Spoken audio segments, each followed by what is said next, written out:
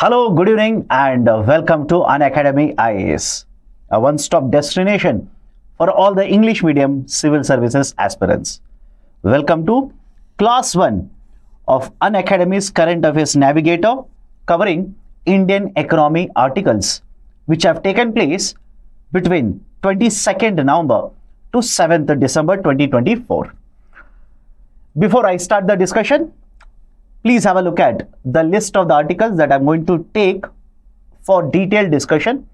A lot of them are relevant for both mains as well as prelims, and some of them are factual in information. I'll just give you facts related to that, more than sufficient for covering the prelims. Now, before I start the discussion, as a part of 9th anniversary celebrations, we have multiple offers for all the civil services aspirants. Those who want to avail the 9 months course, once you subscribe for 9 months, you will get an extension free of cost from our side. So essentially, you will pay for 9 months, but you will be getting the subscription for total 18 months. In the same way, if you purchase for 12, you will get totally 24 months. And if you purchase 18 months of subscription, you will be getting totally 36 months. What all you will be getting as a part of this course? You will get access to online classes for Hindi, medium as well as bilingual. You will be able to write multiple prelims as well as mains test series, and you will also get access to the mentorship services. So if you want to get the details, want to know further, please do check out the details from the link provided below. Now, before I start the discussion, one more very important announcement. Tomorrow, live at 2 p.m., join us on this very same channel where I'll be discussing in one shot all the important concepts that as a civil service aspirant you must understand from the concept or from the area of stock markets. If you check the question papers, in the last 3 to 4 years, there has been one question which has been asked by UPSC in the preliminary examination from the area of stock market. So in one shot, let's try and understand all these important concepts. Do not forget, tomorrow live at 2 p.m. And those who are wondering, sir, you have given a list of 10 articles. How do I revise them? From where do I make the notes, etc.? For the next 2 hours, I want you to simply sit and listen to the lecture. Don't sleep. Some of you might be having dinner. Have it, but focus on the discussion. So the argument will be, you should sit and simply listen to the lecture. And at the end of the lecture, in my Telegram channel, those are yet to join, this is the QR code. In my Telegram channel, I will give you the annotated PPT as well as detailed handout containing notes for all the topics that I'm going to discuss today. So don't worry, simply sit and listen. And those who are simply sitting and listening, do not doze off. Do not sleep off and start snoring. Your parents will be worried, who are sitting outside in the hall and watching TV serial will be worried. So be awake, listen, don't worry about the notes. So let me start. The first very important set of concepts that I'll be discussing will be from the December Monetary Policy Review. As all of you know now, every 2 months, that is once every 2 months, the Reserve Bank of India, or to be very precise here, the Monetary Policy Committee will meet and discuss, deliberate and come to certain agreement over what should be the monetary policy decision. That is, in a nutshell, should we increase interest rate, reduce interest rates? What should we do? So for the month of December, certain very important announcements have been done in the Monetary Policy Review meeting. What are the important ones? Have a look at this. I'll be taking up 6 important decisions. Out of that, 5 are really very important. 1 is just factual information. Let me start with the factual one. That is, the Reserve Bank of India has decided to keep the repo rate unchanged. The repo rate has been kept unchanged. That is at 6.5%. And this is not the first time that RBI has kept the repo rate unchanged. for many meetings now. For multiple the monetary policy review meetings, the repo rate has been kept unchanged. But if you want to understand the importance of this, look at the second announcement, that is the cash reserve ratio has been reduced by 50 basis points to 4%. What is the importance? Listen to me very carefully now.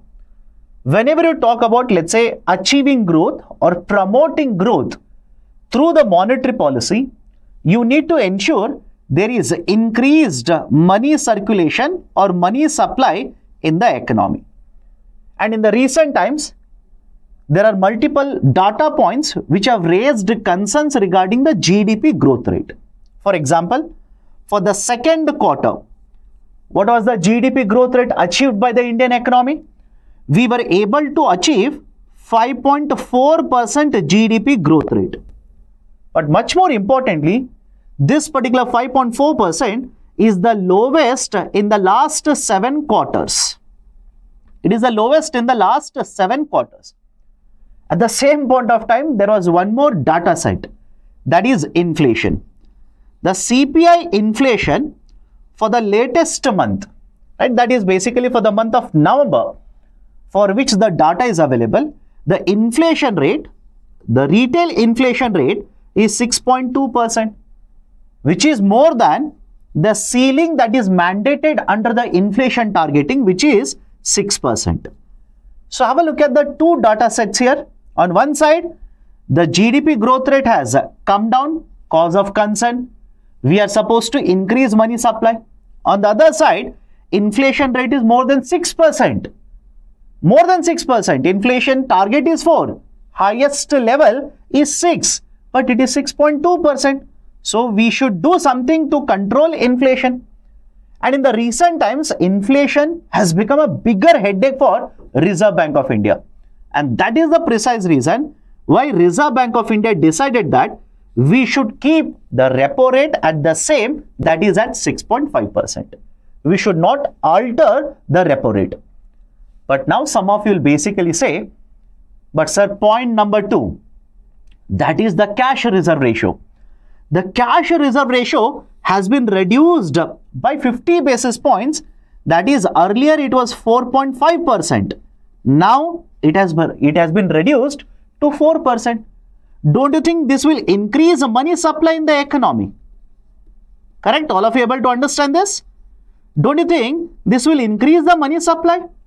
And if there is increased money supply, will this not further contribute to inflationary trend in the economy?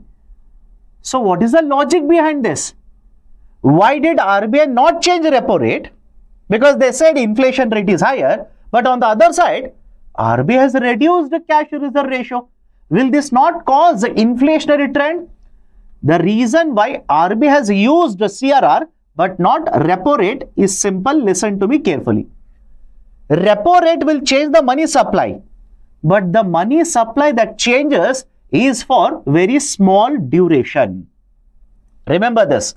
The change in the money supply is not permanent, is not for a longer duration using repo.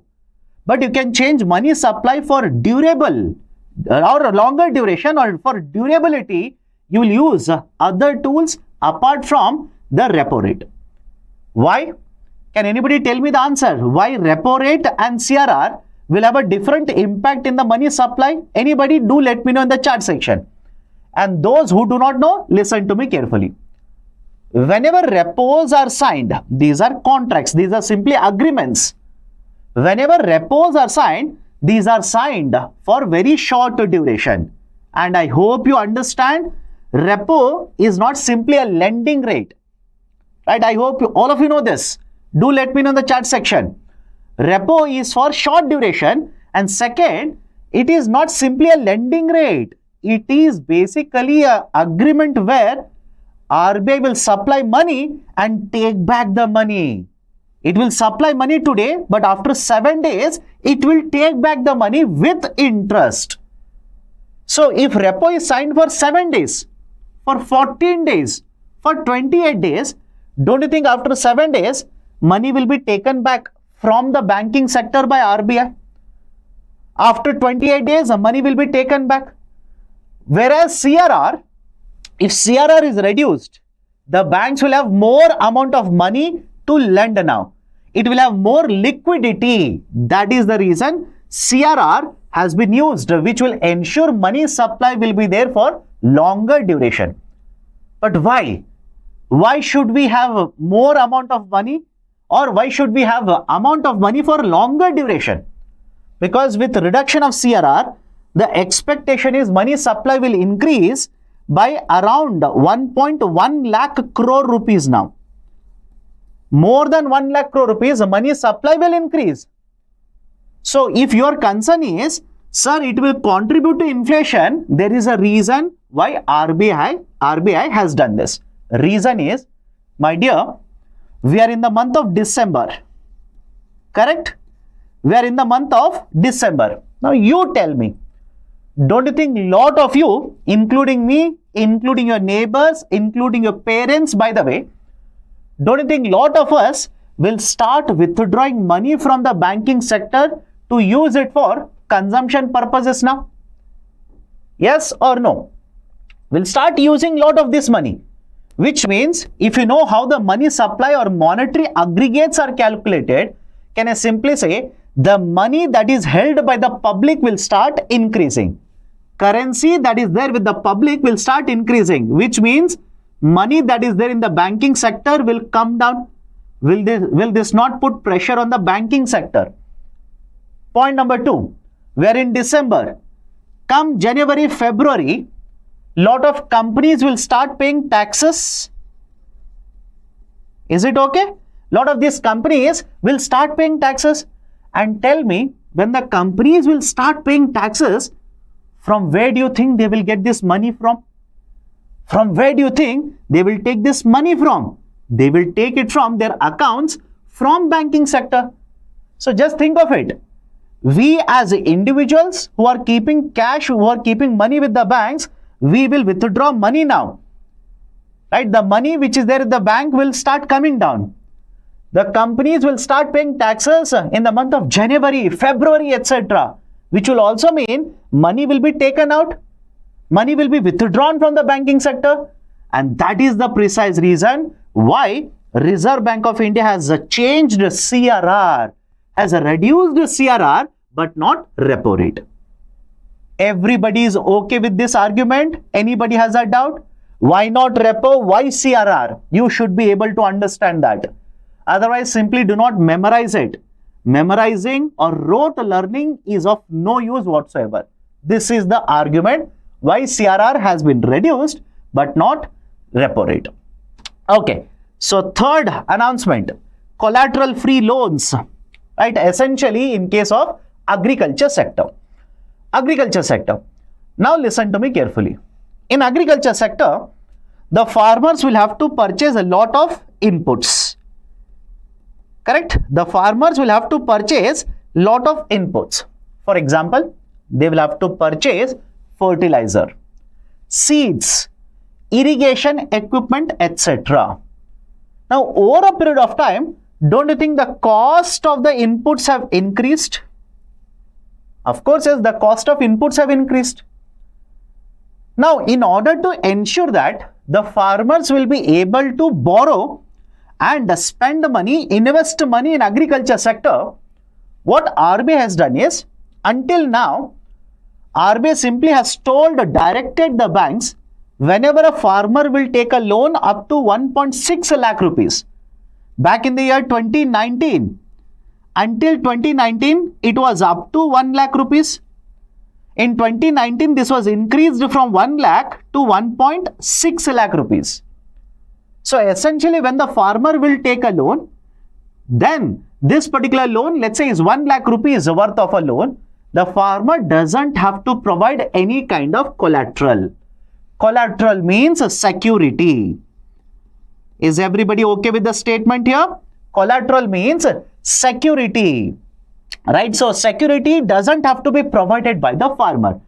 So from 2019, this was increased from 1 lakh rupees to 1.6 lakh rupees.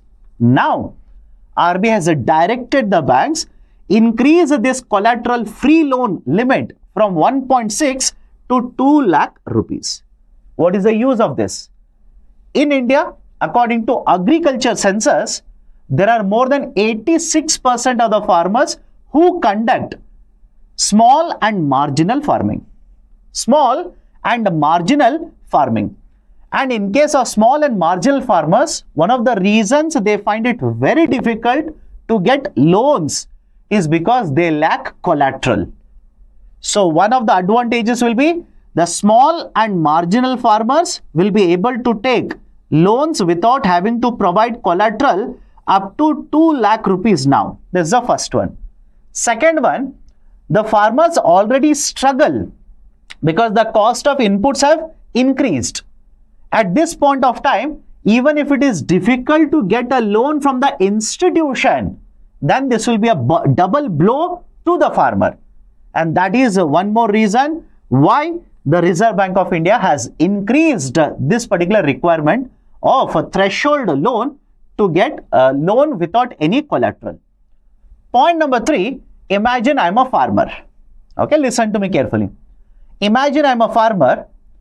I've taken a loan of 1.7 lakh rupees right now, which means above 1.6 lakh. Currently it is 1.6, so above 1.6. So when it is above 1.6, it means I've provided collateral. Collateral could be piece of land. Collateral could be my house, right? Gold, etc. So I've provided collateral. Now if it is increased from 1.6 to 2 lakh rupees, and if I've taken a loan of 1.7, don't you think some of the securities that are stuck with the bank, that are there with the bank, now these securities will be freed. Freed means these securities will be returned back to me. And when these securities will be freed, can I use these securities for other purposes? Of course, yes. So the marginal farmers and small farmers whose securities or collaterals are there with the bank now will be freed. That is one more benefit. So this is the third very important announcement by RBI. Fourth one, very technical. Listen to me carefully. There are certain types of deposits which are called as FCNRB deposits. What is this FCNRB?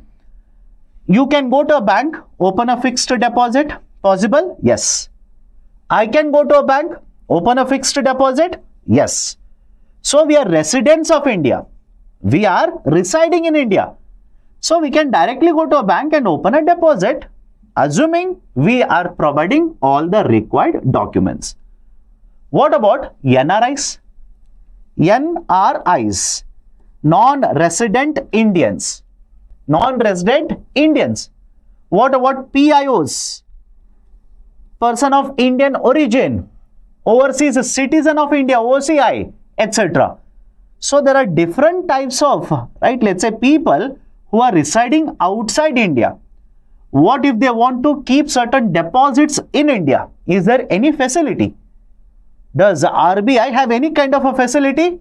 There is a kind of a deposit facility. Initially, FCNR concept. Initially, the FCNR as a concept of deposit was announced back in 1975. Back in the year 1975. Remember all of these points. And when this was introduced, it was simply called as FCNRA. Right? Initially, it was called as FCNR. But later, in 1993, I'll come to this, don't worry. Later in 1993, the scheme or the concept was revised by RBI. And that is the reason the one that was introduced from 1993 is called as FCNRB. Is the point clear why this is called as FCNRB? Do let me know in the chat section if it is unclear to you. Understand the concepts. Don't go for rote learning. So 1975 FCNR. In 1993 revise it, hence called as FCNRB. Right? So what was the logic? Logic is very simple here. There are a lot of, right, let's say people who have moved out of India who want to invest back in India in the form of bank deposits. And basically, in order to promote these kind of deposits, Reserve Bank of India introduced FCNR in 1975. And when it was introduced initially, remember this, the exchange rate protection was provided. The exchange rate protection. What do you mean by exchange rate protection? Imagine, right, one of you is sitting in USA and this is 1976. Imagine, you will take $100 and, right, basically send it back to India, and this $100 will be kept in the form of a bank deposit. Just like FD, it will be kept in the form of a bank deposit. On this, the bank will be providing certain interest to you. Right, so argument is simple, right? So dollars will come into India. The deposits basically were allowed to accept the USA dollars. You were allowed to basically keep the deposits, that is bring, right, euros into India.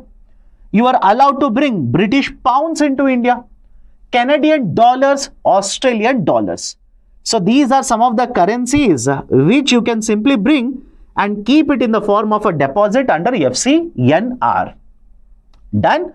Right? So argument was, initially in 1975, when you brought these currencies and kept in the form of deposit, whatever be the exchange rate, initially you will convert that into rupees, whatever be the exchange rate, don't worry, your exchange rate protection will be provided to you. That is, today if you invested, if it was $1 is equal to 50, after the maturity of the deposit, again $1 is equal to 50. So you do not have to be worried about fluctuation in the exchange rate.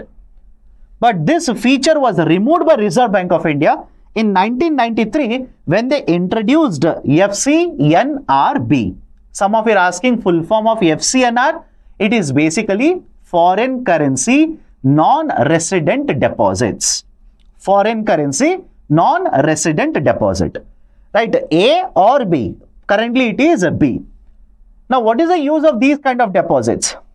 Recently, because of, right, let's say certain policies of USA or certain frictions in the global market, etc., and even because of what is happening in China, have you come across newspaper articles where they are saying lot of dollars are flowing out of India? Do let me know. Lot of these dollars are going out of India. That is, there is a net outflow of foreign exchange reserves from India. Now, one way to basically bring in these foreign exchange reserves back into India in another way is by increasing interest rate on FCNRB deposits. Is the statement clear to all of you? If you increase the deposits on FCNRB deposit, rather than giving you, let's say 6%, if the bank will offer you 7%, 8%, 9% interest rate, don't you think you will bring more dollars into India and invest in India? And when you bring in dollars, no doubt it will be converted into rupees and invested in the bank deposit. But more importantly, dollars have come into India. So that is exactly the objective of the announcement. Is the statement clear to all of you? That is exactly the objective of this announcement. So the threshold interest rate, threshold means RBI simply says what should be the maximum rate of interest in the range. A range will be provided. So the threshold has been increased. When the threshold increases, banks will offer higher interest rate. When the banks will offer higher interest rate on these deposits, more foreign currencies will come to India. And this will help us in basically addressing the problem of net outflow of foreign currencies. This is the fourth announcement. Done? Okay. Fifth announcement, mule accounts. What do you mean by a mule? Mule essentially is basically a system wherein, imagine I will open an account in the name of somebody else. The second person will basically sign on all the documents. The account is opened in the name of the second person, but I am the one who is completely having the control over the operations of the account. In this case, the second person will basically be called as a mule account holder. Is the logic okay? That second person will be referred to as a mule account holder. That is, I can use this particular account for any kind of nefarious activities.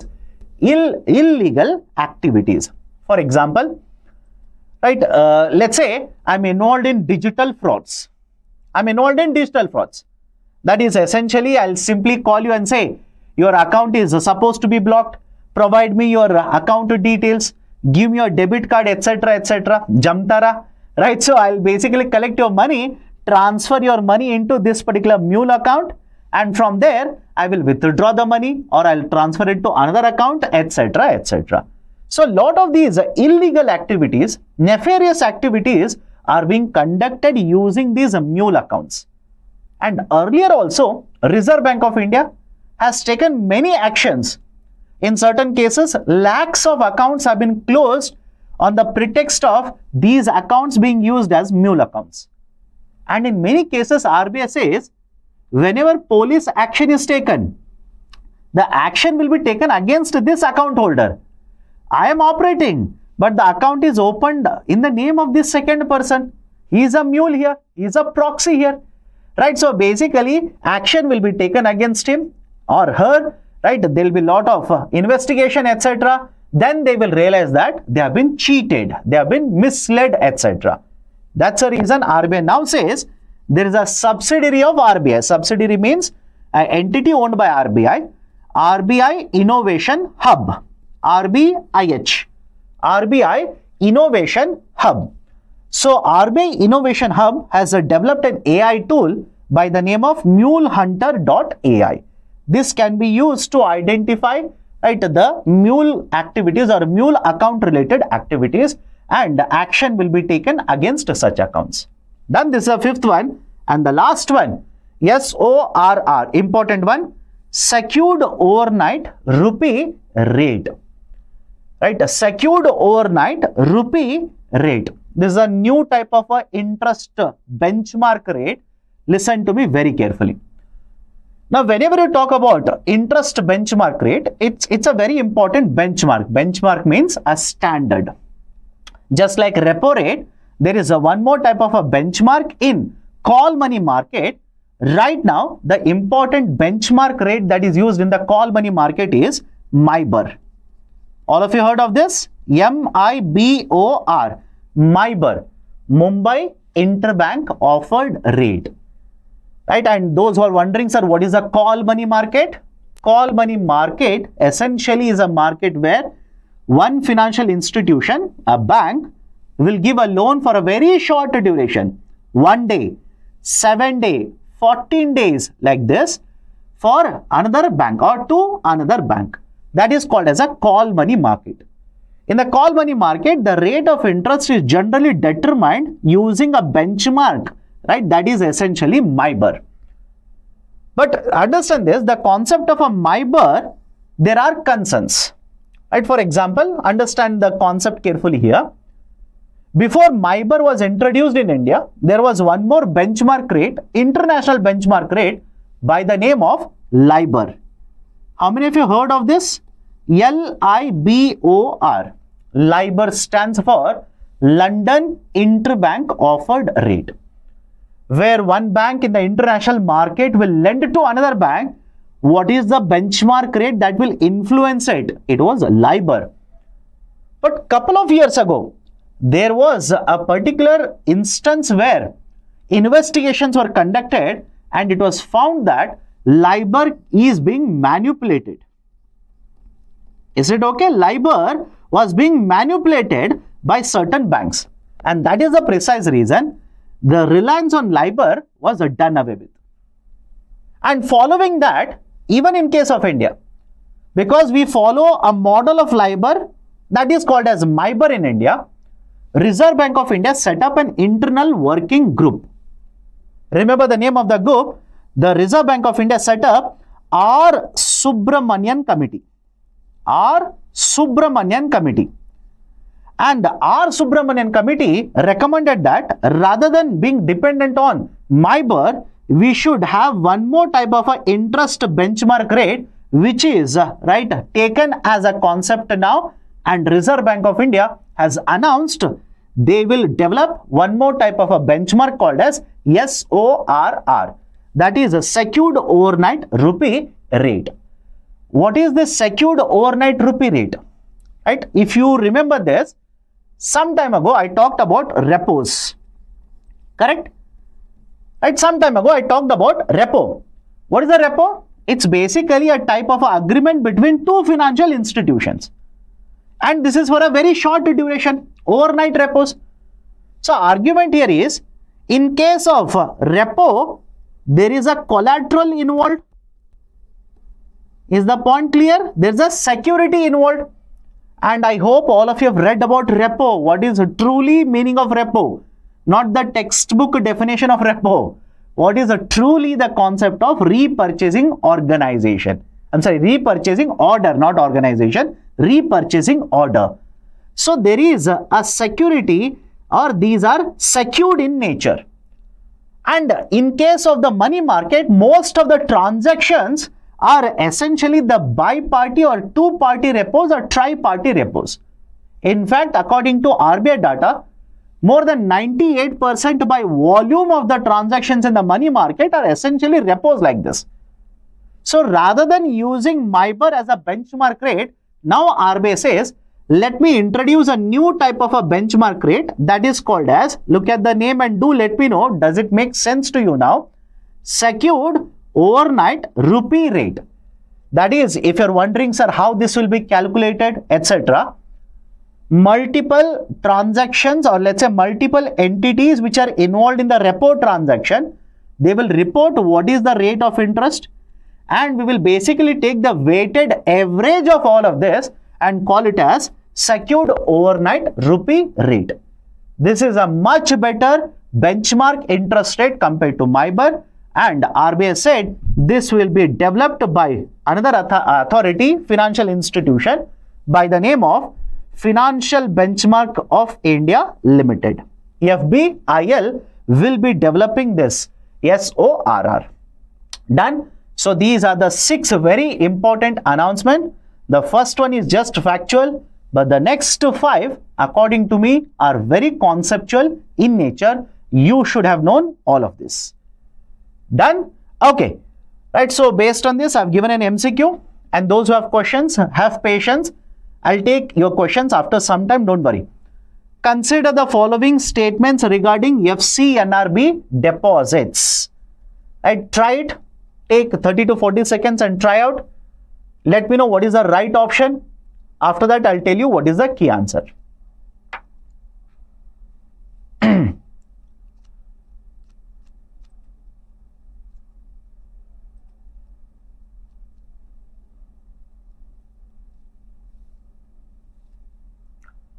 Sajan Kumar, don't worry about the poll.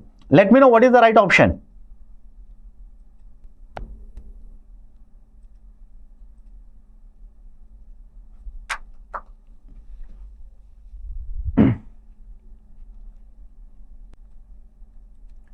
A, B, C, D. Right, so you have given me all the options. I am reminded of a statement that I keep on referring to often in my classes. अनेकता में एकता भारत की विशेषता. So somebody says A, somebody says B, somebody C, and somebody D. Okay, let's start. The maximum duration of these deposits is 15 years. I did not tell about this point in the discussion earlier. So I'll basically say, sir, you did not tell. But UPSC behaves like this only. So maximum duration of these deposits is 15. No, it is 5. Okay, first statement is wrong. The interest rate earned is taxable. No, it is not taxable. It is tax-free. Third one, the exchange rate in these deposits is guaranteed. Is guaranteed by RBI. In the first case, FCNR A, it was guaranteed. In B, it is not guaranteed. Is it okay? It is not guaranteed. So all the three statements are incorrect. Right option will be option D, none of the above. Is it okay? None of the statements are true. Option D is the right one. Anybody has a doubt regarding this? Let me go to the next one now. Natural Farming Mission. The cabinet has approved one more type of initiative, that is National Mission on Natural Farming. National Mission on Natural Farming. Right, this particular initiative will be implemented under the aegis, that is essentially under the Ministry of Agriculture. This will be implemented under the Ministry of Agriculture. Now, what is the importance of this initiative? Understand this carefully. Point number 1, we import lot of chemical fertilizers. Correct? We import lot of chemical fertilizers. Right? Lot of these chemical fertilizers we import. There is always a concern that sufficient chemical fertilizers are not being supplied. Right? There is a mismatch between supply and demand. There is a black marketing of this chemical fertilizer. In fact, today's newspaper itself. Right? Today's newspaper itself, there is an article which says the parliamentary panel has asked Government of India to ensure that the fertilizers are available at all the places 15 days in advance itself. Why? Very recently it was seen that the diammonium phosphate fertilizers have been black marketed. Government on one side said we have sufficient supply, no shortage is there. But on the other side, the farmers were seen to be buying the fertilizer in the black market at much higher prices. So the argument is simple here. We are importing lot of chemical fertilizer. I want to reduce import dependence. Point number 2, I want to ensure agriculture is sustainable. Is the point clear? I want to promote a sustainable agriculture. Sustainable means today I can use a lot of this chemical fertilizer and promote higher production. But after couple of, let's say cycles, because of very, very high usage of chemical fertilizer, soil fertility would be affected. And not to forget, the farmers in India heavily depend and use urea fertilizer.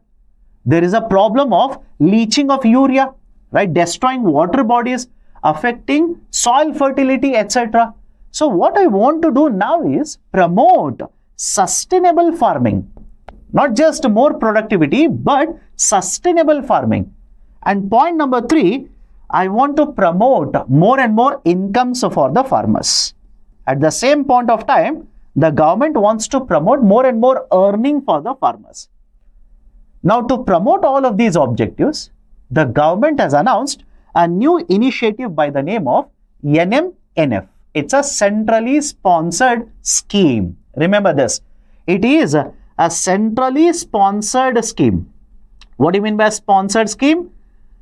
Component out of this or part of it will be contributed by the center, remaining from the states. So the total outlay for the scheme is 2,481 crore. Out of this, around 1,600 crore, I'm rounding off the number, around 1,600 crore will come from the center and the remaining 897 crore will come from the state. Right? That is essentially the concept of centrally sponsored scheme in case of NMNF. Point number 3. Some of you will be confused between the concept of natural farming and organic farming. As expected, some of you simply said, sir, it is organic farming. The Government of India's documents which have been published differentiate between natural farming as well as organic farming. I will tell you the differences. Listen to me very carefully. In case of the natural farming, there is no usage of any ingredient outside the farm. No external inputs will be taken. That is essentially the concept of natural farming. According to the report which has been published by ICREER, according to this report, most of the requirement that are needed for conducting natural farming is naturally available, such as sunlight, such as air, such as water, etc. It is naturally available, which essentially means there is no need of an external input in natural farming. Is the point clear to you? But on the other side, organic farming. What does the organic farming essentially mean? Organic farming essentially means chemical components will not be utilized. Is the point clear to all of you? Chemicals will not be utilized in the cultivation process. For example, rather than using, let's say, chemical fertilizer, we will promote, let's say, biofertilizers, right? Rather than using chemicals in the form of pesticides, we will use, right, the naturally available pesticides, etc. So the argument here is, in organic farming, external inputs are used, but these inputs which are external in nature, these are not chemicals. That is essentially the difference between, right, the fundamental difference between organic farming and natural farming. In addition to this, right now please understand, if you want to conduct organic farming, there is a need for certification process, and it is not done immediately. It generally takes 2 to 3 years for you to get a certification of a product which is considered to be an organic farmed product. Whereas in case of natural farming, right now, there is no certification process in India. In fact, Government of India under NMNF stated that, it will create a branding over a period of time which can be used to promote natural farmed products. It will create a brand. A branding exercise will be done in the coming months, using which natural farmed products can be marketed, can be sold in the market. Third very important difference, the organic farming products will fetch you a very high premium in the market. They will fetch you very high premium in the market. Premium in the sense, you will be able to sell the product at a much higher price to consumers, to buyers in the market. Whereas the same cannot be stated regarding natural farming. Done? So these are the important differences between natural farming as well as organic farming.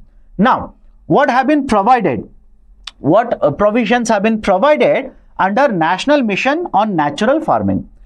Point number 1, in the next 2 years, it will be implemented across 15,000 clusters in Gram Panchayats.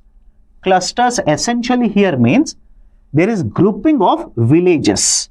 There's a grouping of villages, and right under the NMNF, basically we have identified those regions where the consumption of fertilizers, right, it is very, very high.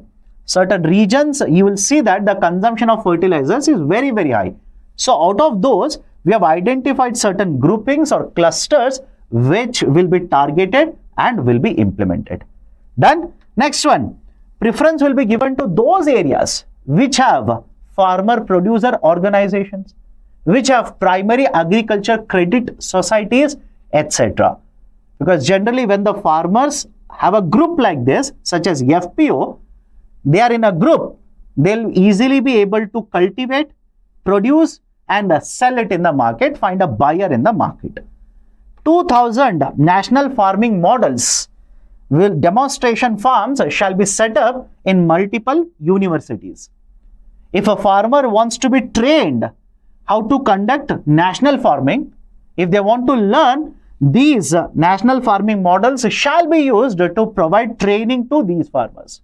And finally, the government also has proposed to appoint 30,000 Krishi Sakhis, that is women who will be provided with sufficient training, and these women will basically provide this kind of a knowledge or will provide assistance, hand holding shall be done by these women trained to other participants, or let's say to other farmers.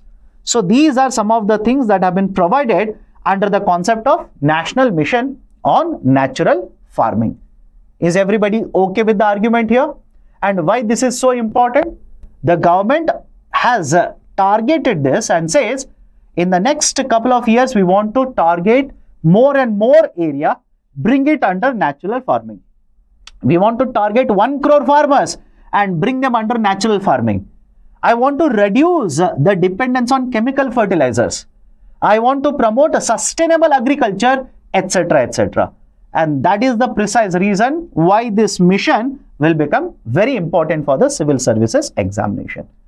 Okay, done. So associated with this, I've given a descriptive question. I've taken 2 articles regarding agriculture sector today. First one is basically the question here.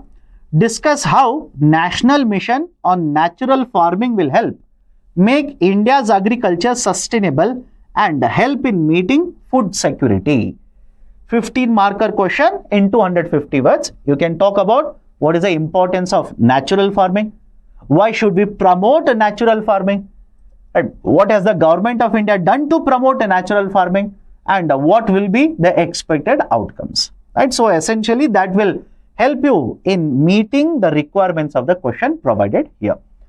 Okay, so next article, the right side article I've already discussed as a part of the daily news analysis that is done on YouTube, that is there in Hindu newspaper on 18th of December. But this is more to do with recommendations of Parliamentary Standing Committee, Parliamentary Panel. But the one which is on the left hand side that I've taken from the Hindustan Times, it is associated with a committee or a panel which was set up by Supreme Court of India.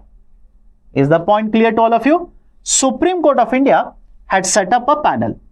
The panel was headed by Justice Nawab Singh. Justice Nawab Singh.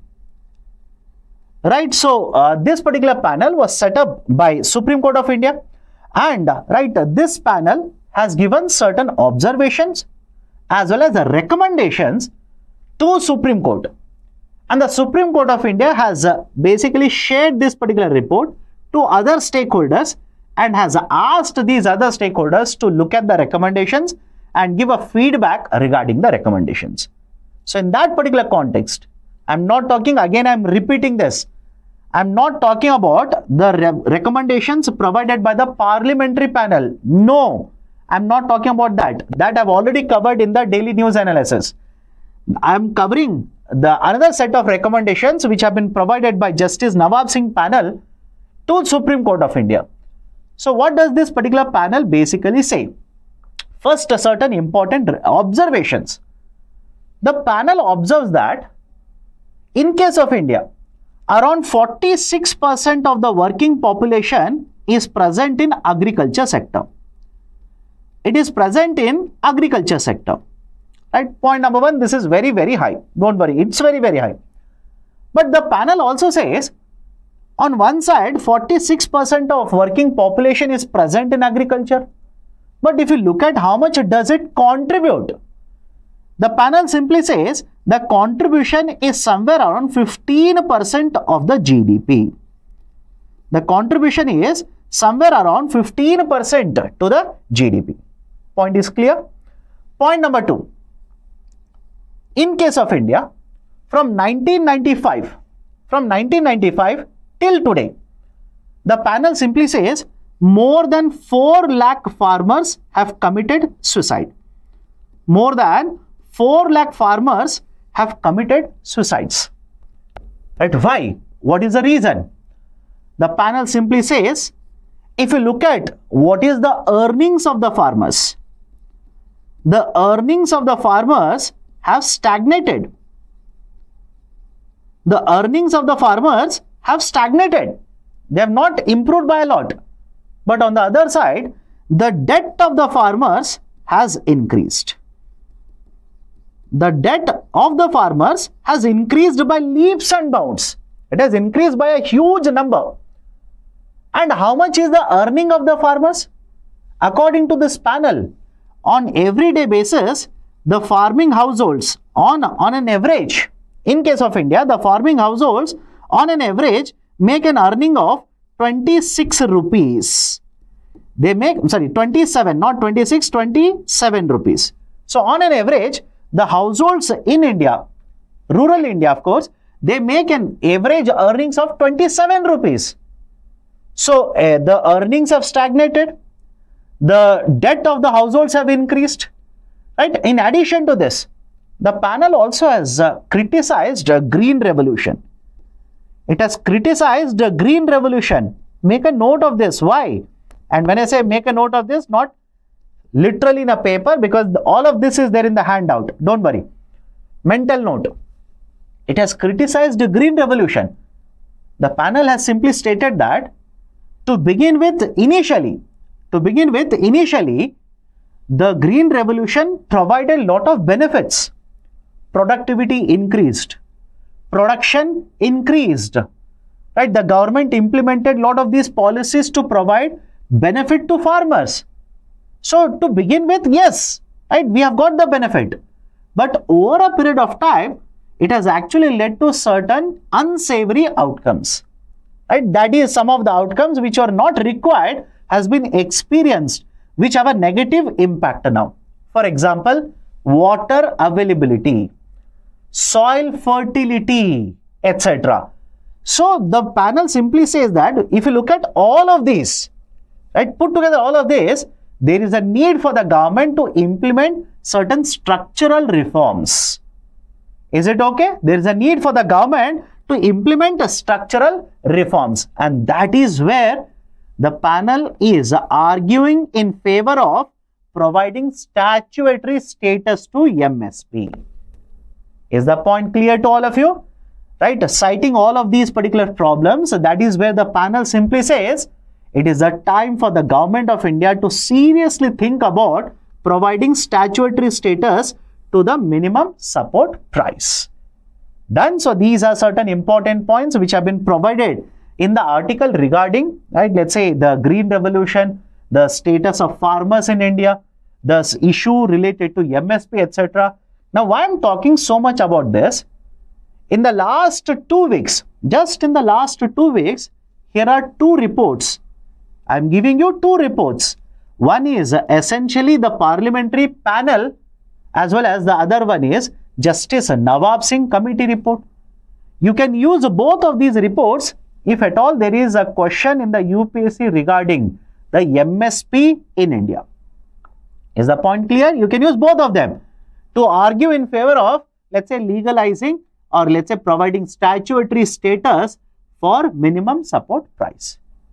Okay, so these are some of the very important points which have been provided in this article. Right, this one, again, I'm reiterating this. I've discussed this earlier. That's a reason I do not want to repeat the same thing. And basically, some of you will criticize me saying that this was discussed earlier in Hindu News Analysis. So I'm just skipping that.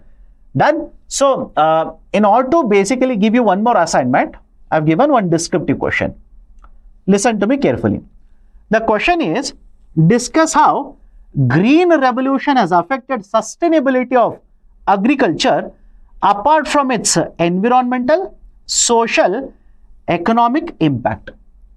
Recommend alternative approaches which could be considered for long-term agriculture development. How do you write this? I have read the article, I can write it, but I'm just reminding you, you are the ones who are supposed to write it in the mains examination. So to give you certain assistance, what I will do is, I will give you one more editorial which appeared in Business Standard last week. This article is from Business Standard, and this is a very nice article which talks about unintended legacies of green revolution, which has spoken about, which has raised a concern as to what were the issues or the negative outcomes of green revolution. So do let me know in the chat section, will you be able to read this article as well as this article and write an answer for this question? Do let me know. Will you be able to read both of these articles and write a very good answer to this question? I can write it. I know what is the answer, but I don't want to write it. I want you people to write it. I want you to understand how do you structure answers. How do you write good points? From where do you get these good points? How do you read newspapers, etc., etc. Okay, so do me a favor. And when I say do me a favor, it is for yourself. Both of these articles are important. Read it, then try out this answer. Okay, done. And those are asking, sir, where will I get the, right, let's say, articles? After the class is over, I'll be posting all of these articles. That is essentially the PPT of this class. I'll be posting in the Telegram channel. Download it, use it. Okay, let me start with the next one. Government is proposing increasing FDI limit in the insurance sector. What are the important points? Let's understand this. Point number one, if you look at the insurance, initially after independence, Government of India nationalized the insurance sector. Along with many other sectors or industries, government nationalized even this. But after 1991, right, after 1991, the government started implementing liberalization reforms. The government started implementing liberalization reforms. Okay, this is point number 1. I'm pretty sure all of you heard of this. If not, listen to me now. 1991 is a very important year. Reason being, the government implemented set of reforms by the name of LPG, liberalization, privatization and globalization. The Prime Minister at this point of time was Mr. P.V. Narasimha Rao. And this is important. Why I'm saying this is important? Mr. P.V. Narasimha Rao or his government set up a committee at this point of time.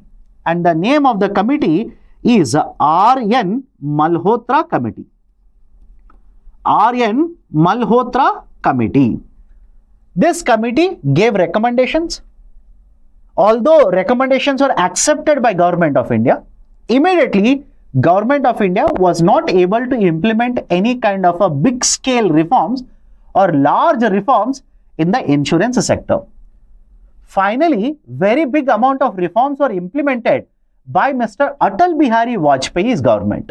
That is in the year 1999.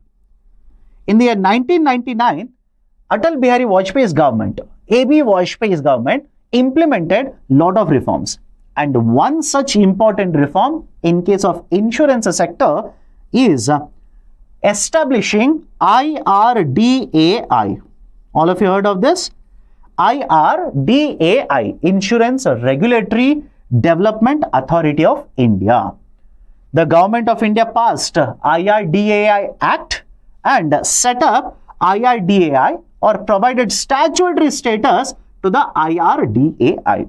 This is a second very important reform in the insurance sector. Point number 3. Fast forward now. Point number 3. The governments over a period of time started thinking of allowing foreign investments in the insurance sector. And when I say foreign investments, essentially there was someone who was asking the question, what is FDI? FDI, my dear, essentially stands for foreign direct investment, which means a foreign company will bring in money into India and invest in, let's say, either in a services sector company or a manufacture company, etc. This is essentially called as foreign direct investment. In a nutshell, the investment is in physical asset creation. Done?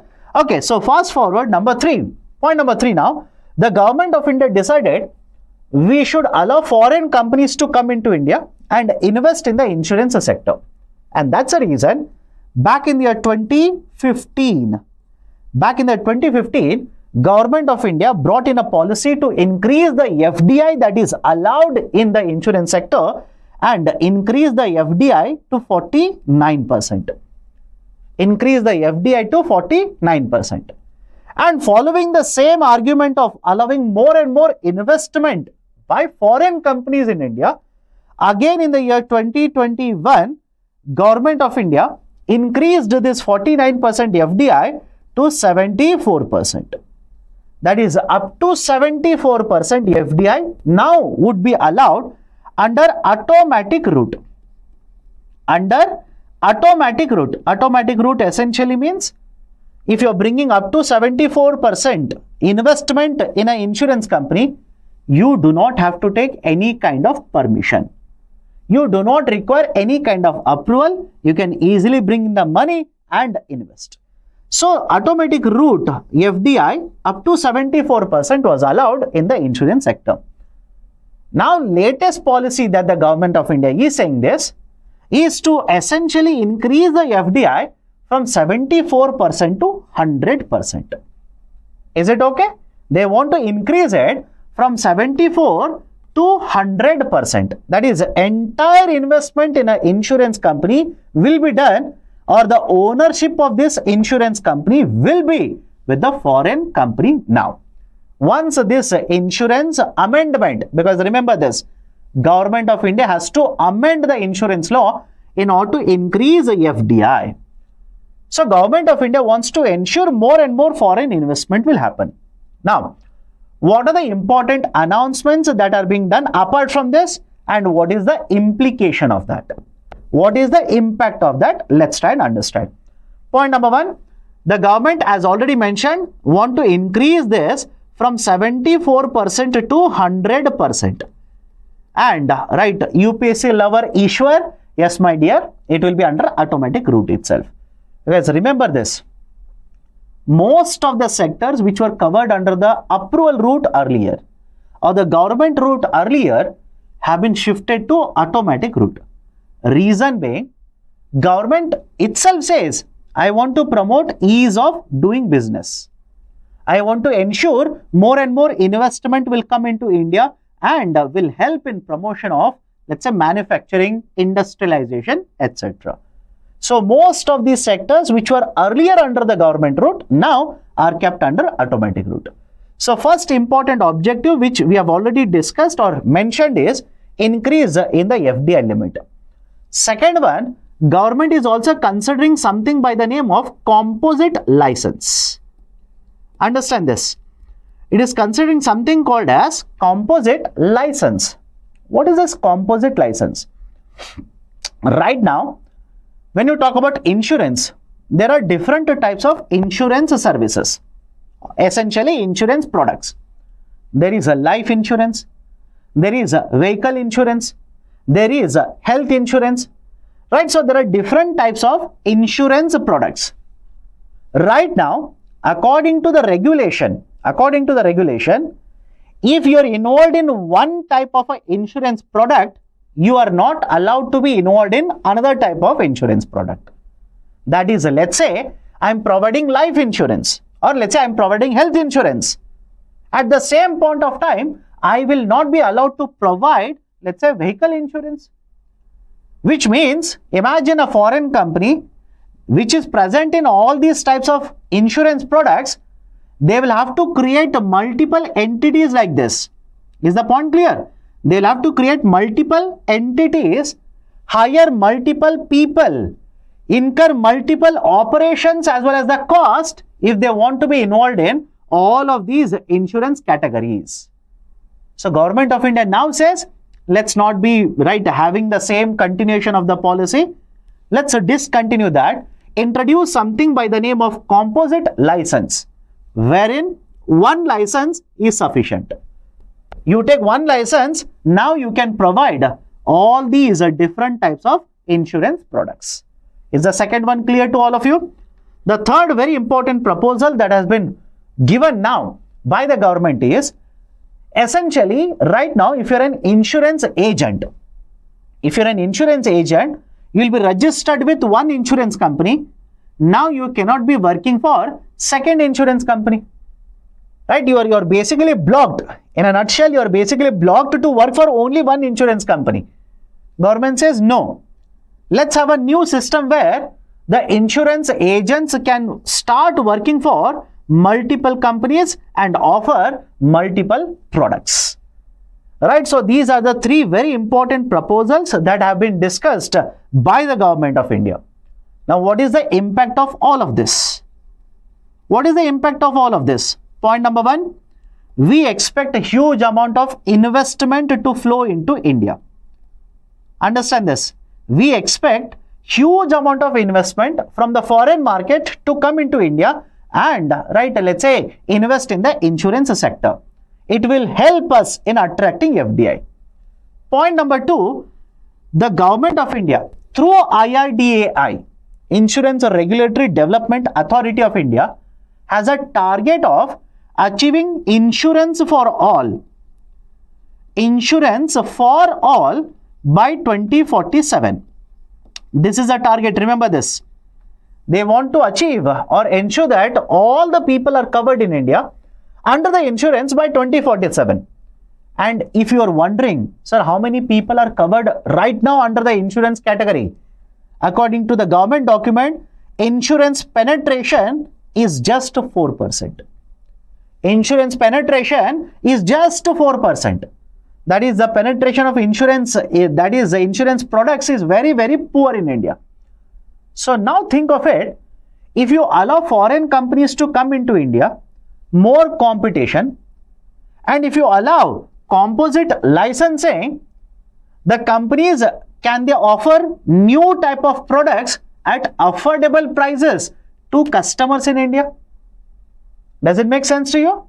Can the foreign companies come into India, basically start providing new type of let's say insurance products, right? Let's say combination of one or two different types of insurance, let's say provided. Can they offer more types of insurance products, novel type of insurance products in India at affordable prices?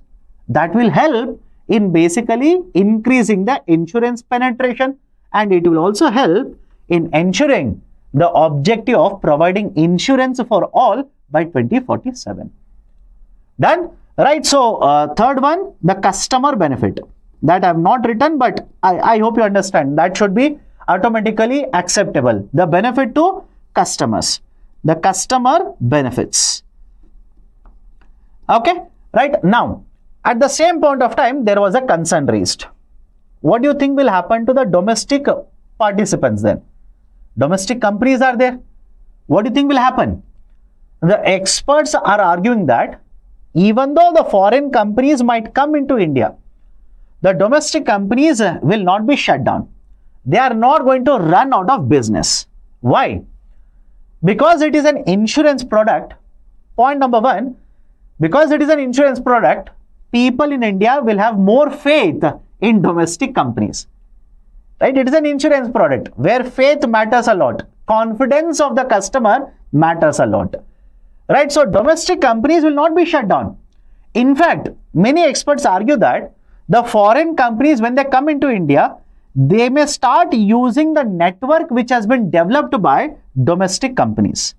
They may enter into tie-up with the domestic companies and start using their, right, let's say grassroots network in order to basically get access to the customers, or let's say access to different markets.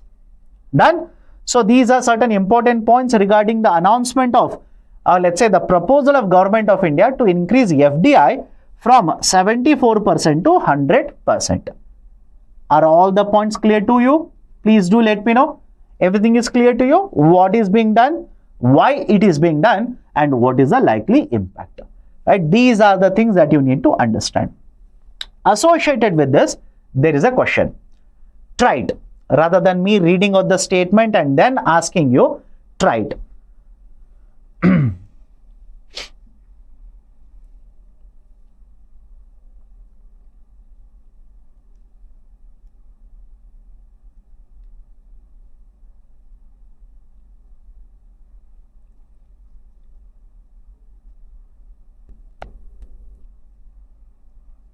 The first and second statements you can answer. Third one, slightly tricky. Not difficult, but tricky.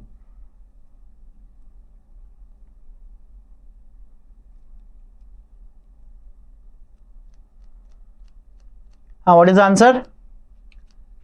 Karan says A. Tapas, Kanishk, Goyal, Shubham Kumar, Faizan Ansari, Palak, B. Danish Pathan, only one is correct. Monu Chaudhary, 3 correct. Okay, let's start. FDI allowed is up to 74% under approval route. It is not under approval route, it is under automatic route. Approval essentially is another name for government route. It is another name for government route. What does it mean? You will have to take the permission of the government and then invest in India. No, it is not under approval, it is under automatic route. IRDAI has set up the target to provide insurance for all by 2047. Yes, this statement is true. So first and second, as expected, I'm pretty sure most of you would have got it correctly. Some of you would have misunderstood the term approval and made a mistake. And the third statement is slightly tricky, not difficult, but tricky. IRDAI was given the statutory status in the 9th, that is during or when the duration of 9th 5-year plan was there. During that, IRDAI was given the statutory status. What is the duration of 9th 5-year plan? Do let me know. What is the duration of 9th 5-year plan? Anybody knows what is the duration of 9th 5-year plan? I'm looking at the chart section, by the way. What is the duration of 9th 5-year plan?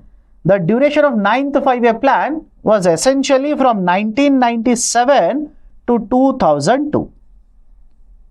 1997 to 2002. Right? 1997 to 2002. Right, so this was the 9th 5-year plan. Some of you are saying 1992, no. 96, no. Please understand. 8th 5-year plan, 1992 to 97. Because before this, 1990 to 92, there was a plan holiday. There was a plan holiday. Then 92 to 97, 8th 5-year plan. 1972 to 02, 9th 5-year plan. 02 to 07, 10th 5-year plan, 7 to 12, 11th 5-year plan, and 12 to 17, 12th 5-year plan. Okay, 12th 5-year plan. So, this IRDA was given the statutory status when the 9th 5-year plan was being implemented. Right, so 97 to 02, that is the 9th 5-year plan, and IRDA was given the statutory status, I said, when Mr. Atal Bihari Vajpayee was the Prime Minister, that is essentially 99 and 2000. So, third statement is true. Second and third are correct. Right option will be option B. Only two, the above two statements are correct. Everybody is okay? Everybody is okay. I want all of you to remember the 5-year plans. Remember the 5-year plans. From when it was implemented, what is the duration, etc. You should be knowing this. Why? For example, Manrega is being discussed now. Suddenly, UPSC will ask you, during which 5-year plan Manrega was actually implemented? You will keep on wondering in the examination hall. During which 5-year plan National Human Rights Commission was implemented? During which 5-year plan RTI was implemented, etc. So, before I go forward, I'll just give you certain trick. I'll give you certain trick. Please remember this. What is the trick here? I'll write it in this particular slide. The first 3 5-year plan, 1951 to 1966, remember this is continuous. Then 1966 to 1969, plan holiday. Then 69 to 74, 74 to 79, it was not implemented because 78 to 80 was one more plan. Then 80 to 85, 85 to 90, and thereafter I have given you other 5-year plans. Is it okay? That is after 90, that is from 90 to 92, it was a plan holiday. 92 to 97, 97 to 02, 02 to 07, and 07 to 12, and 12 to 17. Right? How do you remember this? I'll give you a very simple trick. 3, 4, 5. Right? Please remember this. 3, 4, and 5. Because totally 12 5-year plans were implemented. Correct? Totally 12 5-year plans have been implemented. So 3, 4, and 5. In the first phase, 3. Second phase, 4. And the third phase, 5. Totally 12. First phase will start from 1951, 1966. Second phase, 1969 to, basically 1990. And the third phase, 92 to 2017. Is it okay? Right? So, make a trick like this. It will be easier for you to remember. Is my point clear to all of you? Make a trick like this. Do not simply by heart everything. Do not go for rote learning for everything. It will be difficult for you. Make a trick. 3, 4, 5, 51, 66, right? 69 to 90 and 92 to 2017. And whenever you see a gap, 66 to 69 gap, plan holiday. 90 to 92 gap, plan holiday. And some of you might be thinking, sir, what you have written here? 74 to 79, 78 to 80, and again 80 to 85. What is this? This was the 5th 5-year plan. Emergency. There was a change in the government. New government was formed, or another political party formed the government. Mr. Morarji Desai was the Prime Minister. The new Prime Minister or the new government discontinued the 5th 5-year plan, introduced a rolling plan. introduced a rolling plan here. But again, the party changed, right? There was a formation of a new government. Indira Gandhi became the prime minister. She discontinued the rolling plan, which was actually the 6th 5-year plan, and introduced the new 6th 5-year plan from 80 to 85. That's the reason this is also 6th 5-year plan and this is also 6th 5-year plan. Is it okay? Is it okay? Right? Can we go forward? So these kind of questions, tricky, not difficult, tricky statements. Right? Suddenly UPSC will ask you these kind of tricky statements. Be very, very careful. Okay. Now, associated with this insurance, I've given you one descriptive question for practicing. There is a need to increase the insurance penetration to achieve inclusive growth. In this regard, discuss the challenges and recommendations. 15 marker, 250 words. You can discuss why should you promote insurance to achieve inclusive growth. Some of you will be thinking, sir, how insurance is connected to inclusive growth? Right? I don't think so. There is any kind of a connection, etc. If you just give it a thought, and UPSC does this, by the way. For example, according to many of you, essentially, there should not be any connection between infrastructure and inclusive growth. You will feel both are different, both are not connected to each other. But if you look at the question paper, couple of years ago, UPSC asked the question in GS paper 3, by the way, how promotion of infrastructure will help us in achieving inclusive growth. In the same way, I am asking a question now, how insurance will help us in achieving inclusive growth. Can you talk in this particular manner? That is, write an answer in this particular manner. That is, 1, penetration of insurance is very, very poor in India, which means out of the pocket expenditure will also be very, very high. When out of pocket expenditure is very high, poor households, if there is one person who is earning livelihood for, let's say, 7 people, 8 people like this, and the person falls ill, there is no protection for the person. And now the household will find it very difficult to have wages because the person who is supposed to earn is, has fallen ill. And second, whatever savings, minimum savings, very small amount of savings were there, right now they will be used for taking care of healthcare, which also means nutrition would be affected, productivity would be affected. Let's say the payment of school fees for the children would be affected. In fact, I hope you have understood this. According to multiple reports, in India, lot of people fall into poverty because of healthcare expenditure. Is the statement clear? Lot of people in India fall into poverty because of healthcare expenditure. That is, according to a survey, more than 30 million people in India annually fall into poverty because they do not have insurance coverage and the healthcare expenditures are very, very high for them. Right? So you can talk in the context of economic activity, productivity, providing protection, etc. And because it is generally mentioned here, general concept of insurance, can you connect it to, let's say, crop insurance as well? Think of it. Can you connect it to crop insurance? Don't you think the small and marginal farmers should be given crop insurance? In fact, that is the recommendation of parliamentary panel now. All the small and marginal farmers should be provided with crop insurance. Why? If there is no crop insurance and if there is an adverse event, let's say, event, weather event, that will basically damage the crops which are being cultivated by the farmers. Most of the farmers are small and marginal. They will end up losing lot of money, lot of crops will be lost, etc., etc. So I hope you understand the general term insurance is used. You can talk in the context of, let's say, rural households, right? You can talk in the context of farming, etc. Ensure that there is a penetration of insurance. There is access to insurance at affordable cost in order to protect these kind of populations. And when this protection is provided, they'll be able to contribute better and better, and they will be able to move out of poverty as well. Is everybody okay with this?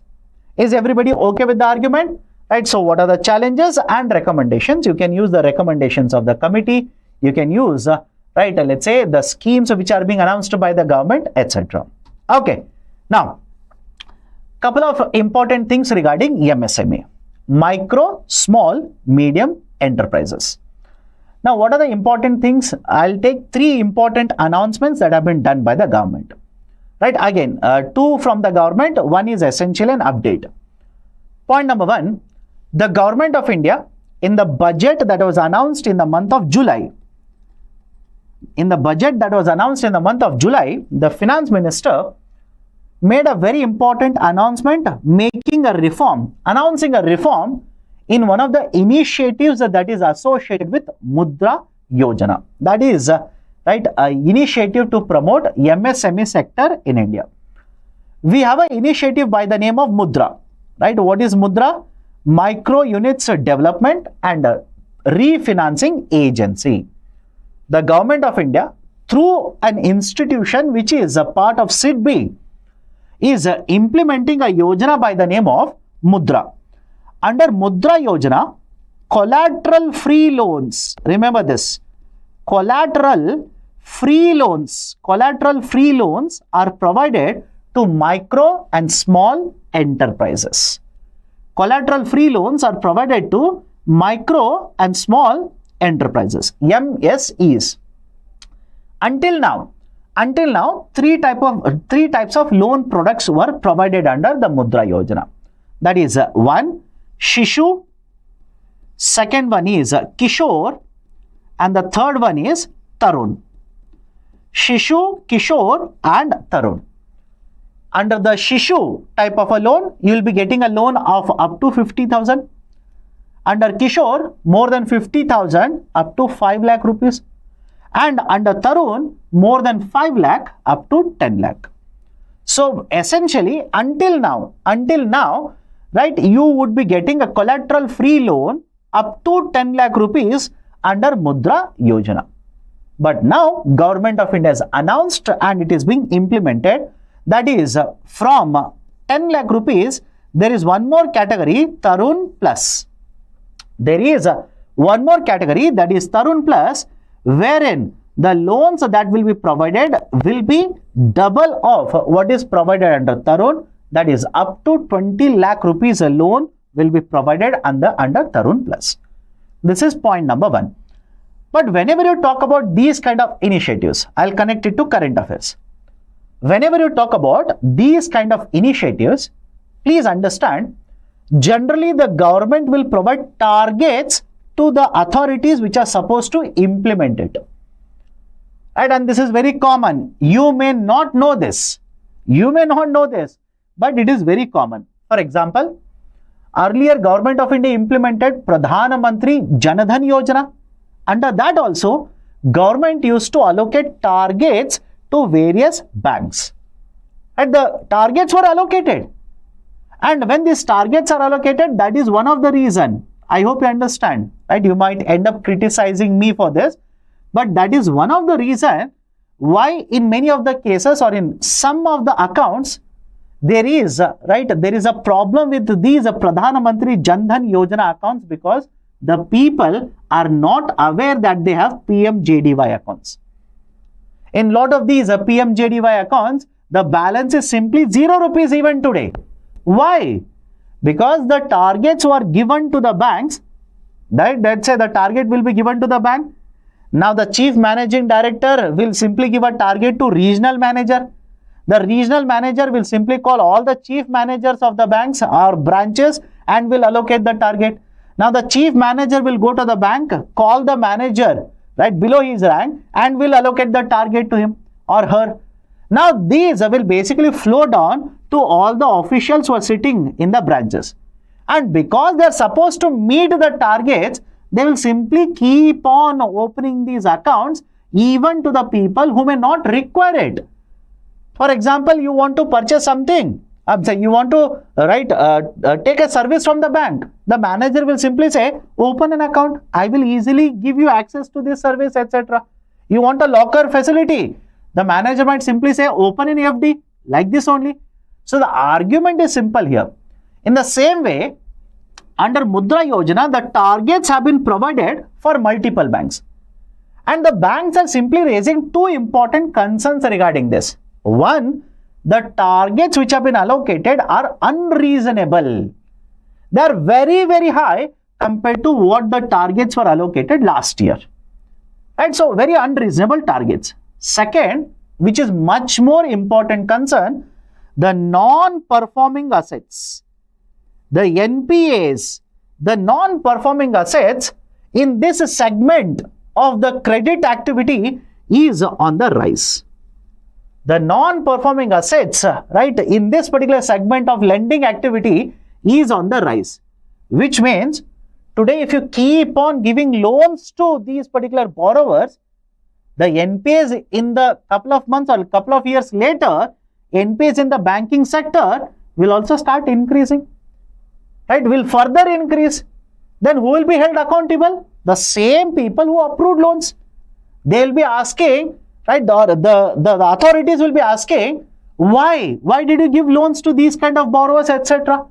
So these are certain important points associated with the Mudra Yojana. Everybody is okay? Faizan is asking, what is NPA? NPA means a non-performing asset. For a bank, loan is an asset. So when a loan is given by the bank is expecting returns in the form of interest as well as the principal amount.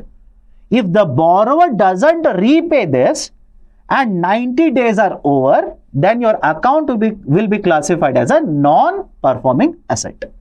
So these are the 2 points regarding MSME. Third, the Government of India has proposed a new policy to promote MSMEs. Important. If you're wondering, sir, why so much of importance you're giving to MSME, right? I believe 2 years ago, UPSC asked a question on MSMEs in the mains examination, GS paper 3. So MSME as such is relevant, is important. Okay. So what has the Government of India proposed now? The Government of India has proposed developing 20 MSME technology centers. The Government of India has proposed developing 20 MSME technology centers. And the government says, I will not invest here. I will not develop these technology centers. These technology centers will be developed under public-private partnership. PPP, public-private partnership. So under the public-private partnership, the government has proposed to develop 20 MSME technology centers. What is the use of these technology centers? And by the way, where these will be developed, the list of the cities are provided. Essentially, the cities where there is a large concentration of MSME units, such as, let's say, Pune, Rajkot, right, or Rourkela, Jabalpur, etc. So in some of these cities where the concentration is very high, these centers would be developed under the model of public-private partnership. What is the use of this? The private sector entities will be investing money. They'll be setting up certain centers. Now, these centers will have facilities to provide skill training. These centers will have facilities to provide assistance to the MSME units, etc.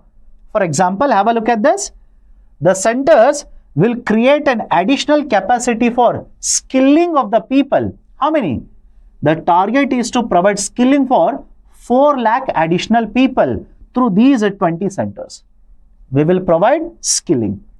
Point number 2, it will also assist MSMEs. How many MSMEs? 1 lakh MSMEs. For example, training activity, hand-holding services, right? How do you use this kind of a technology, etc., etc. 1 lakh MSME units will be assisted by the MSME centers. These will be built at a cost of 3,500 crore rupees, and the private players who will provide all of these services will be given a free hand. Free hand in the sense they will be allowed to fix the charges, right? So they will have exclusive rights, license as well as authority to operate and maintain all of these projects for the next 30 years, right? So this is one more very important initiative that the government of India has taken now to promote MSME sector in India. Because remember this, MSMEs in terms of number of employees, very, very high. One of the largest employer in India, that is MSME sector, contributes to production of goods and services, contributes to exports. And so that is the precise reason MSMEs are, right, let's say, in a way, backbone of Indian economy. Okay, that's the reason. One more important reform to protect and promote MSME sector. Okay, next article, the government of India has announced scrapping of windfall tax. And the government of India has announced a scrappage of windfall tax. Now, what are the important points here? Listen to me carefully. Back in the year 2022, right, mid-2022, the government of India announced the concept of a windfall tax. It was essentially let's say in the form of excise duties. Excise duties, that is basically imposed on the production activity. Now, what is this model of a windfall tax? India is not the first country in the world to impose a windfall tax. India announced windfall tax in 2022, but back in 1980s itself, and during pandemic also, many countries around the world have announced and imposed a windfall tax. Right, so what is this windfall tax and why it was imposed and why it is being withdrawn? If you can understand all these 3 points, more than sufficient for the UPSC examination. Now, point number 1, what do you mean by windfall tax? What is a windfall tax? Understand the point of windfall first. Now, please understand, let's say I am a owner of a company. I will take certain policies, I will take certain decisions as a result of which the profits of the company increase. This is example 1.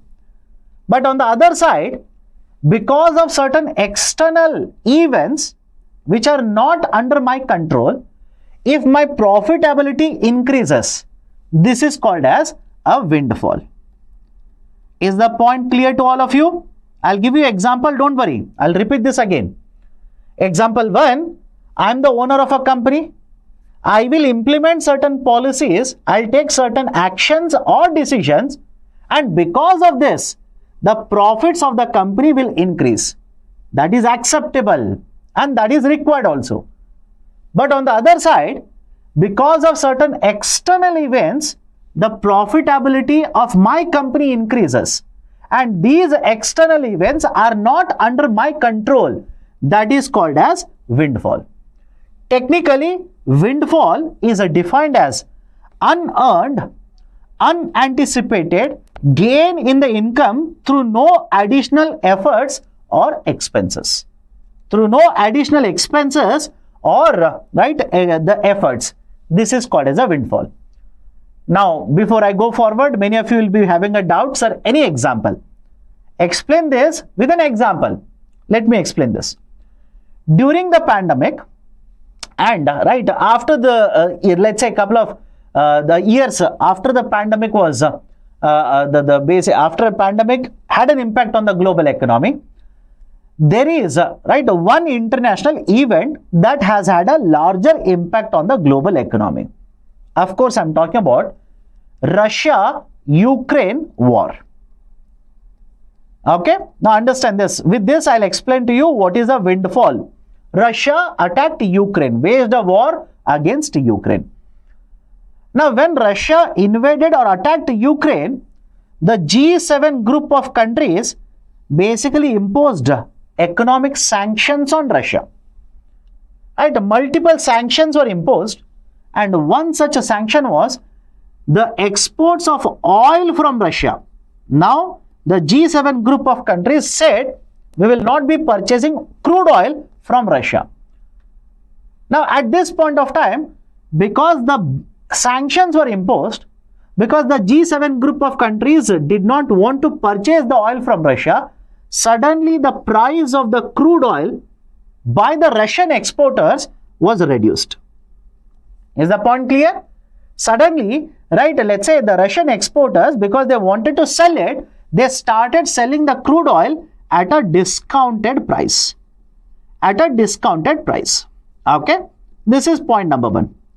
Point number 2, we have lot of refining capacity in India.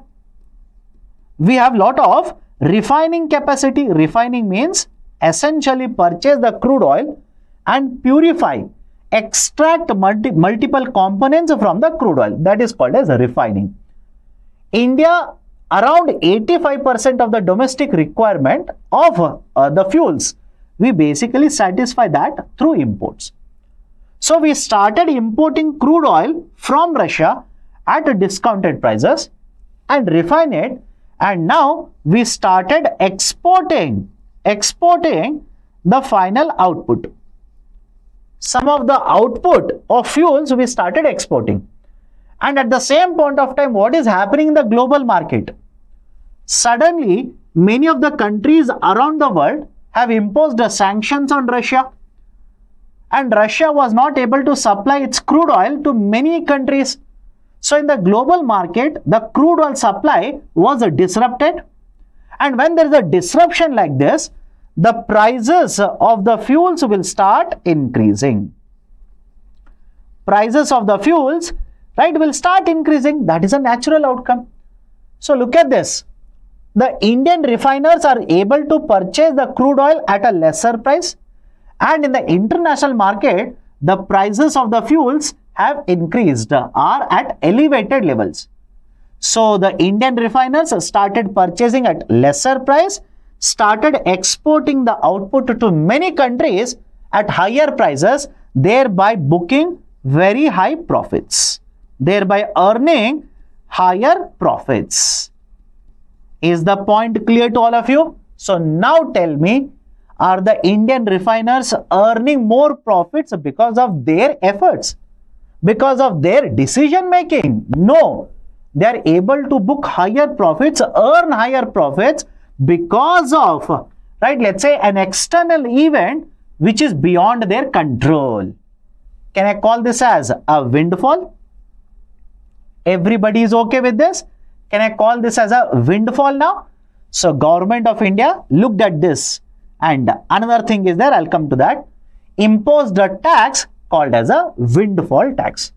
So one point of introduction of windfall is this one. Second reason, why did government of India impose a windfall tax?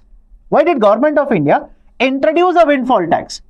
The reason is, when the refiners will import crude oil, refine it, and in order to earn more profits will start exporting more and more, don't you think the domestic supply would be lesser now? Correct or not? The domestic supply would be lesser, would be disrupted. If you are the refining company, don't you think you will start to promote more and more exports? You will export more and more of this in order to earn more profits, because the prices are much higher in other countries. But if you start exporting more to external market, the domestic supply will become lesser. And if the domestic supply becomes lesser, the prices would be affected in India. The consumers would be affected in India.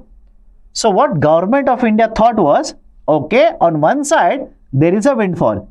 And on the other side, I need to ensure that the domestic supply will be continuous and there is no disruption in the domestic supply which might contribute to hike in the prices, which is already a burden for the consumers in India. It will further contribute to retail inflation.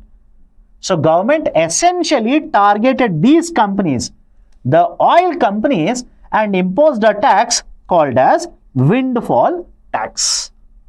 Is the point clear to all of you? They targeted these companies and imposed a tax called as a windfall tax. And the objective is, if I impose a higher taxes, that is a windfall tax, on these exporters, export competitiveness will go down. Export competitiveness will go down. And it will also ensure that the government will earn a certain amount of revenue. At the same point of time, it will also ensure there will be sufficient supply in the domestic market. Right? So essentially the objective of windfall tax were these. These are very important objectives. So looking at this, government introduced windfall tax, right? Basically on domestic crude oil and ATF exports, the government introduced special additional excise duty, and for diesel and petrol exports, government used to impose a tax that is essentially a windfall tax per liter. Please remember, all these taxes which I have written here were imposed per liter. I am not giving you exact numbers for a very simple reason. I am not giving you per liter how much was imposed. I know that. You don't have to know that. Why? The windfall taxes were revised every fortnight. The windfall taxes were reviewed and revised once every fortnight. That is, after every 15 days, government used to review and change, if required, how much would be the windfall taxes per liter on ATF, on petrol, diesel, etc., etc. That's the reason I am not giving you exact numbers. You do not have to worry about the exact numbers. In fact, what you need to remember is, very recently, compared to what was the crude oil price back in, let's say, 2022 or 2023, in recent times, crude oil prices have got stable. Is the point clear? The crude oil prices have become very stable now. And because the crude oil prices have become very stable and supply was, there was no disruption regarding supply, Government of India had actually reduced the windfall taxes to 0 rupees. In petrol, in diesel, etc., it had actually reduced the windfall taxes to 0 rupees. Now, altogether, government has said, we are withdrawing windfall taxes. Is the point clear? Altogether, the Government of India has announced they are going to withdraw the windfall taxes. But how much was the collection done by Government of India? In the financial year 23, government collected around 25,000 crore rupees. In the financial year 24, they collected somewhere around 13,000 crore rupees. And in the financial year 25, so far they have collected somewhere around 6,000 crore rupees. And if you do a simple calculation, for last 2.5 years until recently, for the last 2.5 years, the Government of India has collected somewhere around 44,000 crore rupees in the form of windfall taxes. Done? Right? So essentially now Government of India says, no, we will not further continue the implementation of the windfall tax, and we are going to withdraw the windfall tax altogether completely. And what is the importance of this announcement? What is the importance? Understand this carefully. Whenever government announces such kind of taxes and says that I'll keep on changing and reviewing the tax fortnightly, and it might keep on changing, it creates uncertainty. Is it okay? It creates uncertainty. Right? What do you mean? What is the kind of uncertainty I'm talking about? Imagine you're a private sector company. You want to invest 1,000 crore rupees in refining capacity in India. But now tell me, because of the windfall taxes, any guarantee how much will be your profitability after 3 months? Let me know. Can you guarantee what will be the profitability? Because after 15 days, the government might increase the windfall tax. It might reduce in windfall tax. After 1 month, after 1.5 months. So there is no guarantee, there is no stability in the taxation policy. Right? And that is generally not seen as a positive aspect in an economy when there is no stability in taxation policy. And that's the reason when Government of India announced windfall taxes and said, we will keep on changing, we'll keep on reviewing the taxes every 15 days like this or every fortnightly, many of the experts argued that this will hamper investments. This will affect investments because the investors or the private sector companies do not like a policy where there is no certainty. When there is a lot of uncertainty, it will affect a lot of investments. So essentially the argument now will be that Okay, this kind of a policy which created uncertainty in the market, especially in the energy segment of the crude oil, has been withdrawn. It is a positive aspect or positive news for this particular market. Is everybody okay with the argument here? Everybody is okay? Are you able to understand what is the importance of the newspaper article? Do not simply read and go forward and say, sir, factual information, I will not read it. Lot of important concepts will be attached to that. Okay, MCQ, try this. Try this. Take 45 or 45 seconds or 1 minute. Try it. Do let me know what is the right option in the chat section. I will tell you the key answer after that.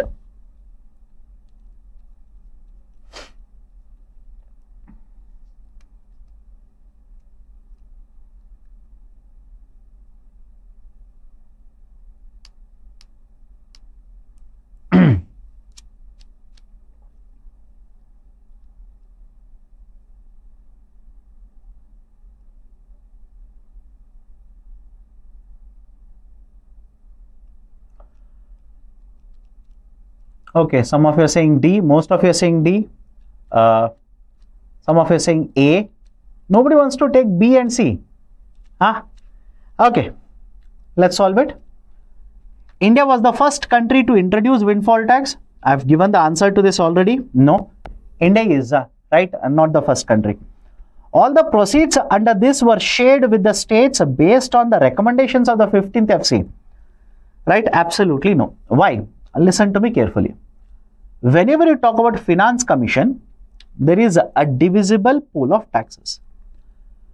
The divisible pool of taxes doesn't consider the additional taxes, right? The special additional excise duty, the infrastructure, road and infrastructure cess, these types of cesses, surcharges and additional excise duties are not part of a divisible pool of taxes, right? So 15th Finance Commission has recommended the division of windfall taxes. No, that is wrong.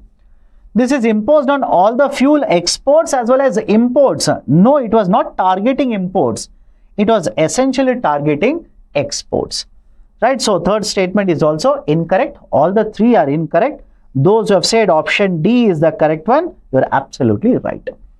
Okay, now let me go forward. PM Surya Ghar Muft Bijli Yojana. Right, what are the important points regarding the Muft Bijli Yojana here? Listen to me carefully. Point number 1, in this year itself, that is in 2024, Government of India announced Pradhana Mantri Surya Ghar Muft Bijli Yojana, PMSGMBY. Sajan Kumar says, old scheme, my dear, this was announced in 2024 itself, 2024. And if you look at the definition of current affairs for UPSC, this can easily be considered as a current affairs for 2026, 25 and 26 cycle. Okay, now, what are the important points? I'm not going to discuss the scheme here. I'm going to discuss important findings given by the panel. Right, there is a report regarding this, right? What does the report say? That is more important for you. Okay, now what are the points here? Under this initiative, Government of India wanted to target 1 crore households and install, right, let's say solar equipments or solar panels on the households, ensuring that the households will be getting access to free electricity. And in order to ensure that the households will be implementing these solar power plan, solar projects or solar panels, certain amount of assistance, that is the subsidy, is also provided. The amount of subsidy is not fixed. It depends on what is the, let's say, what is the, the capacity, right? Up to 3 kilowatt capacity, certain amount of subsidy is provided, basically in order to reduce the cost of the solar power project that is being installed on the houses. Now, what are the important points apart from this? The total, right, the total allocation for the scheme. The total allocation for the scheme is basically more than 70,000 crore rupees. It is more than 70,000 crore rupees, more than 70. And for this year, right, for this year, out of 1 crore households, that is the target this year is to cover 12 lakh connections, not collection, connection. 12 lakh connections are supposed to be installed in this year itself. Right? So these are certain important points. Now what has happened? What has happened? Let me give you what is the observations that are being done. The target is 12 lakh connections in this year, but so far, just over 6 lakh connections have been provided. Is the point 1 clear to all of you? Just over 6 lakh connections have been provided, which means if you are going to lag behind the target for this year, it will snowball and essentially drag you down in terms of achieving 1 crore connections over a period of time. So this is point number 1. Although the number of applications are very high, very high in the portal, but only 6 lakh connections have been provided. Much more concerning factor is the government simply says, I'm going to provide assistance to you. That is up to 3 kilowatt. I'll give you certain amount of subsidy so that you will purchase the equipment and install. This particular number, for how many connections the subsidy has been issued so far, it is much lower than this. It is somewhere around 3 lakh. It is somewhere around 3 lakh, right? So 6 lakh connections have been installed so far, and for 3 lakh connections, subsidy has been issued so far. Right? This is a second observation. Third observation is the connections are supposed to be spread across India. That is, it is supposed to be implemented in households spread across India. But so far, more than 80% of the connections, understand this, more than 80% of the connections have been installed in few number of states. That is, for example, Maharashtra, Gujarat, right, Kerala, Uttar Pradesh. If you take these particular states, they account for more than 80% of the total connections which are being installed. What is the meaning of this? Imagine you will achieve a target of 12 lakh connections. Okay, just imagine. You will achieve the target of 12 lakh connections. But what if out of 12 lakh, 10 lakh connections are spread only in 4 states? Only in 5 states? Do you think that is that can be considered as a scheme which is going to be successfully being implemented across India? Of course no.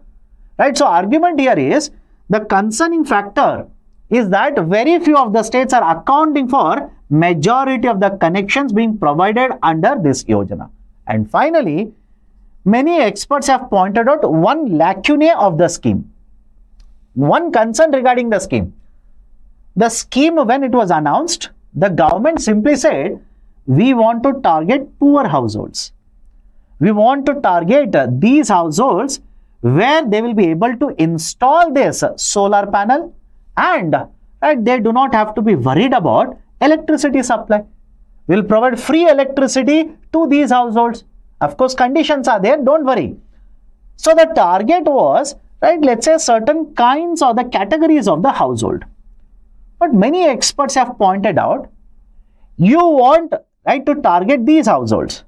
But the problem is, if they want to install such, if they want to install these kind of, let's say, solar panels, the cost or the expenditure is higher. Correct? The cost or the expenditure is higher. Government says, I'll provide certain amount of assistance.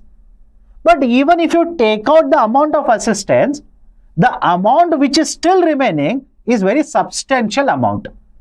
And the poor households, experts argue, will not be able to provide for such a high amount of expenditure. So your target is somebody else, but the actual beneficiaries are somebody else.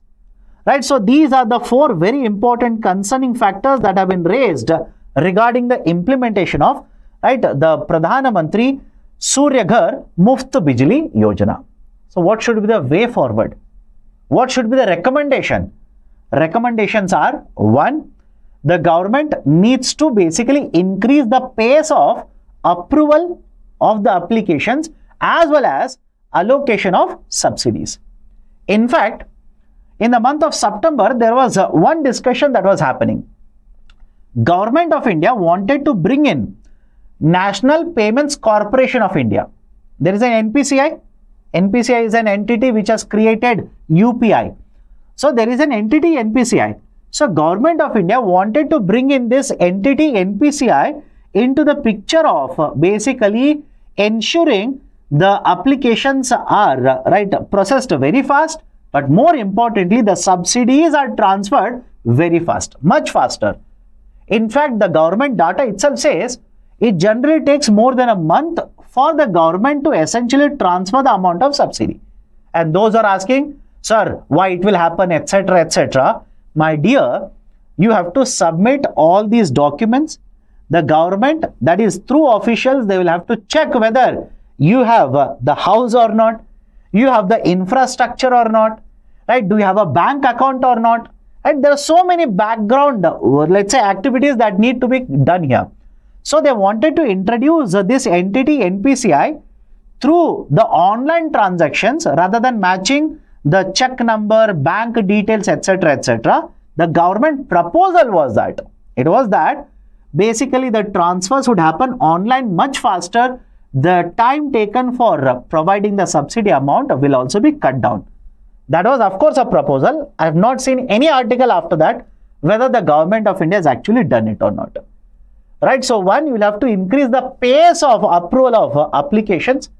You will have to allocate the funding much faster. You will have to ensure the regional penetration of the scheme will also be much faster, and in other states as well. Done. So these are some of the recommendations associated with PM Surya Ghar Muft Bijli Yojana. Okay. Now next, right? Ngozi Okonjo-Iweala or Iweala has been given the second term as a WTO chief. Very niche article. Niche article means a very, very novel type of article. Because whenever you talk about World Trade Organization, most of the time you will be talking about agriculture subsidy, fish subsidy, etc., etc. But suddenly these kind of articles will also appear in the newspaper, which most of you will ignore and go forward, and UPSC can test you in that region. Now please understand, whenever you talk about World Trade Organization, there is a General Council. Correct? All of you heard of General Council? General Council essentially will take care of day-to-day activities of a WTO. There is a Ministerial Council. Ministerial Council, right, is the highest decision-making authority. It means it meets generally once every 2 years. But what about day-to-day operations of WTO? For that, there is a General Council. Now, please understand, the General Council essentially, that is the day-to-day activities of the WTO Secretariat, etc. It is handled by, right, have a look at this, the Director General of WTO. Remember this, the Secretariat of WTO, that is what kind of work is being done, what kind of reports are being prepared, right? Are we collecting information from different countries, right? Negotiations, whether these are being conducted or not. Right, all of these are the duty of Directorate General. And please remember, along with the Directorate General, there is also under WTO provision to have 4 Deputy Directorate General. Essentially equate that with RBI. Just to make it simple for you to remember, what is the composition of RBI? 1 RBI Governor plus 4 Deputy Governors, up to 4 Deputy Governors. In the same way, right, the General Council of a WTO will have 1 Director General and right 4 Deputy Director Generals. And all these five will have a tenure of 4 years. Remember this. Right, all of these 5 will have a tenure of 4 years. And please remember, Directorate General, right, doesn't have any real powers to decide on behalf of the countries. For example, what should India do in terms of agriculture subsidies? Director General cannot decide that. What can Australia do? What can USA do? Can they, right, file a complaint or not? Should they file a complaint or not? If a complaint is filed, what will happen to the complaint? Director General doesn't decide anything. No real powers as such are given to Director General regarding the, let's say, the countries operating or their presence in the WTO. But where does the rule or the, let's say, the role of the Director General actually comes into picture? When there is a requirement of building consensus. Is the point clear to all of you? When there is a requirement of building consensus. I'll give you one example just to make you understand. Before Ivala became the Director General, she became the Director General and first woman, remember this, first woman, right, to become a Director General. So before she became the Director General, back in the year 2021, Mr. Robert Azevedo was the Director General. He was the Director General from 2013 to 2017 and 2017 to 2021. And in 2021, he said, I will not be contesting. Usually, remember this, appointment of a WTO chief or DG happens through consensus. It happens through consensus. That is essentially all the member countries accept one member and they will appoint this member as a Director General. So when Mr. Robert Azevedo was the Director General, right, back in the year 2013, there is a very important conference which took place, Bali Conference. I'm pretty sure all of you heard of this. Very important under the context of WTO. During Bali Conference, there was one very important agreement that was arrived at by all the member countries, which is called as Trade Facilitation Agreement, TFA, Trade Facilitation Agreement. Why I'm connecting all of these dots? When there was negotiation happening regarding what should be the model or the structure of Trade Facilitation Agreement, there was a disagreement amongst member countries. And when there is a disagreement amongst the member countries, please understand, there cannot be any kind of a decision under WTO. Because the decisions under WTO, that is under the ministerial conference, are supposed to be undertaken with consensus. It was essentially the Director General at that point of time, Mr. Robert, who came out with a proposal which was basically acceptable to all the member countries. Is the point clear? It was his proposal where he basically took certain contentions of member countries, tried to address with certain recommendation so that the model is acceptable to all the member countries. And that is the reason why the DG plays such a very important role in WTO. Right? So, this person has been given the tenure or the term second time again now from 21 to 2025, and from 2025 again 4-year term will be beginning. Right? So, these are certain important points regarding the second term for the WTO chief. Okay. Now, associated with this, I have given an MCQ. Try to solve this. Very simple MCQ. Try to solve this.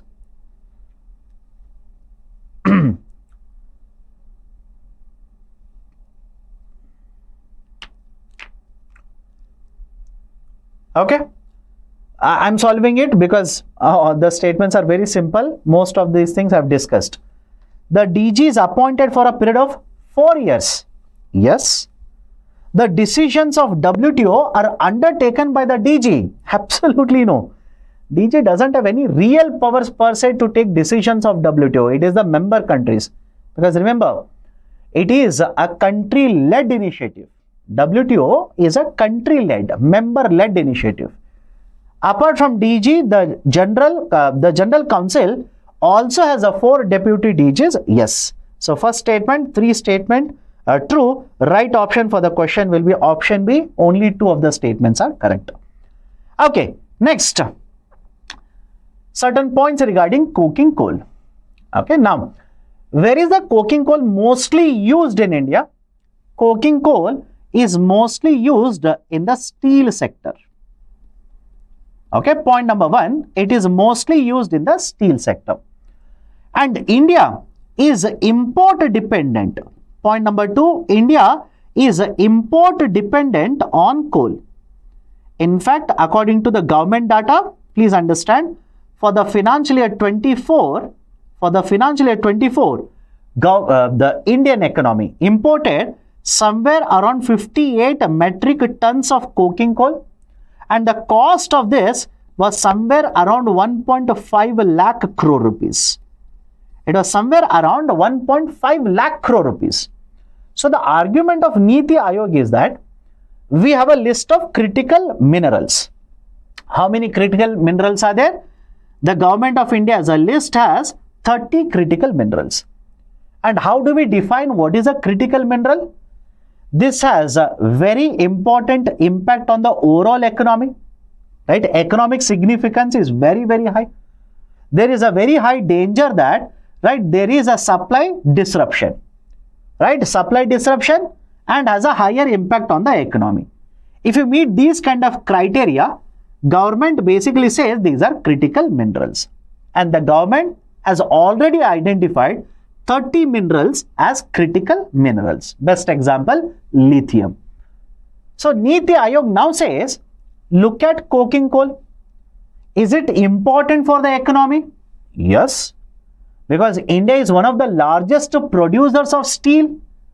And right, when you talk about the production of the steel, one of the very important material that you required in the blast furnace is essentially coking coal. And 85% of our demand, we are essentially importing it from the rest of the world. So is it important in terms of economy wise? Yes, it has a huge impact on the economy. Second, is there a problem with respect to a supply chain disruption? Can there be a supply chain disruption? Of course, yes.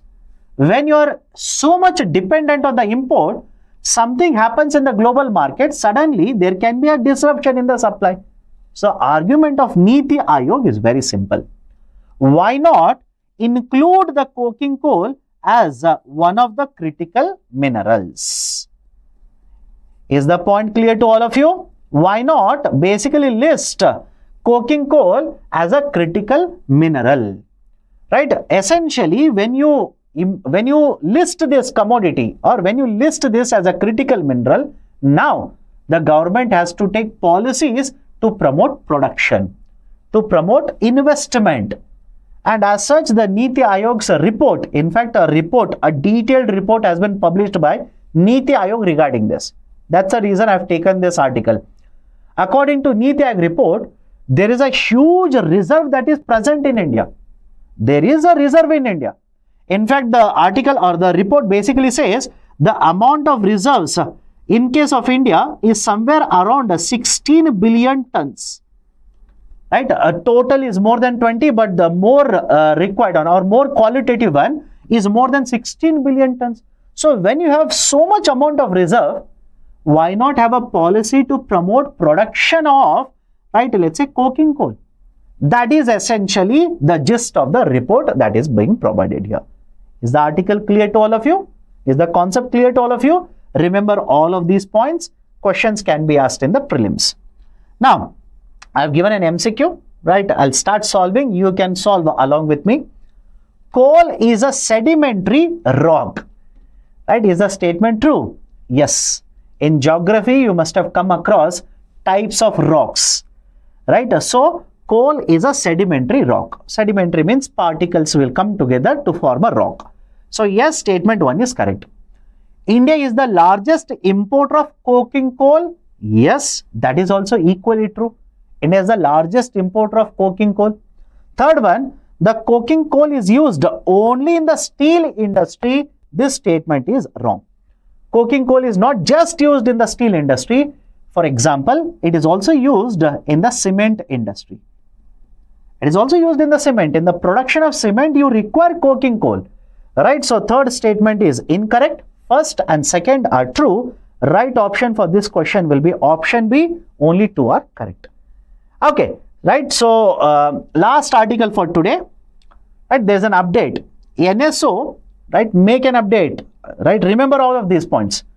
NSO to release unemployment data every month from March. What is the importance of this? Listen to me carefully. Right now, National Statistical Office publishes PLFS. Very recently, hardly 1 week ago, this was published, by the way. periodic labor force survey. Right? This periodic labor force survey for urban part of India, that is the urban area, the report is published quarterly. Okay, the report is published quarterly. Whereas in case of a rural, okay, in case of rural, the report is published annually. Remember these kind of points. Right? The report is published annually. So for urban India, quarterly as well as annually. For rural India, the unemployment data is published only once in a year, that is annually. Is the first point clear to all of you? Right? Is the point number 1 clear to all of you? Now point number 2, if you look at developed economies, I'll take USA. USA publishes employment and unemployment data for every month. For every month, the employment and unemployment data is published by the government officials. And what is the use of such data? When the government publishes the data with such a frequency, the government will be able to make policies with the most recent data. Right? Updated data is available. They can use this data to make effective policies and implement the policies also very effectively. And that is the precise reason now the government is discussing, and most probably from the month of March 2025, most probably from the month of March 2025, this is going to begin. That is, the government simply says the NSO will start releasing the unemployment data, that is essentially PLFS, rather than quarterly, will start releasing this monthly. Rather than quarterly, will start releasing this particular report monthly. And the usage is, right, the usage itself is, if you have monthly data being published, rather than quarterly, if you have data monthly like this, you can use this effectively to track what is happening in the economy. And second, if there is some problem in the economy, immediately the policies can be undertaken and implemented to correct the problems in the economy. Done? Right? So this is essentially a very important update. Remember, PLFS started being implemented from 2017. We started publishing PLFS from 2017. Before PLFS, what was there? Before PLFS, there was a EUS, that is Employment Unemployment Survey. Employment and Unemployment Survey. Right? Essentially, the problem with Employment and Unemployment Survey was, this was published once every 5 years. This was published once every 5 years. So imagine, we are publishing this urban unemployment data once in a quarter, and the criticism is you are publishing once every 3 months. There is a lot of delay in the publication of data, etc. But before that, we used to publish employment and unemployment data once every 5 years. So from once every 5 years to once every quarter for urban India, and annually for urban India, and annually for rural India, to now, right, basically taking this approach which is followed by the developed countries, right, making this policy on par with the developed economies. We want to publish the data once every month. That is updation regarding the labor surveys which was given in business standard. Please update yourself. Okay, finally, the last MCQ for today. I'll start. You also start along with me. The PLFS is conducted by Labor Bureau. No, the Employment Unemployment Survey was conducted by Labor Bureau, not the PLFS. PLFS is done by NSO, and NSO functions under MOSPI. Now, some of you might be thinking, sir, how is it possible? If earlier we used to do it once in a quarter, how is it possible to do it in a month now? My dear, the sample size, because all of this is sampling, by the way, the sample size will be cut down now. From more than 40,000 houses which were surveyed earlier, now if you shift to a monthly survey, we are going to reduce the number of households from which we are going to collect the data to 20,000 households.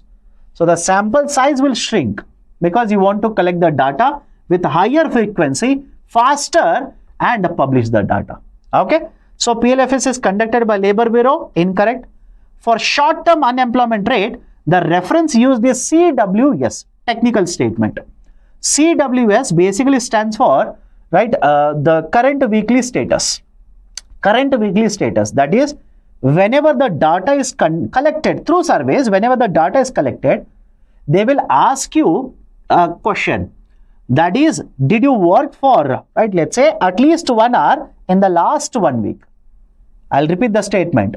Did you have an economic activity for at least 1 hour in the last 1 week? If your answer is yes, you are considered employed.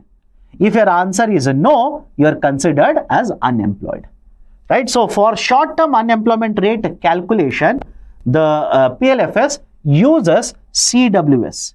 For long-term, that is annual unemployment rate, the PLFS, the data collection is done using usual principal subsidiary status, UPSS and CWS. So, second statement, yes, it is true. The PLFS published the unemployment rate for both urban and rural India quarterly. This statement is wrong.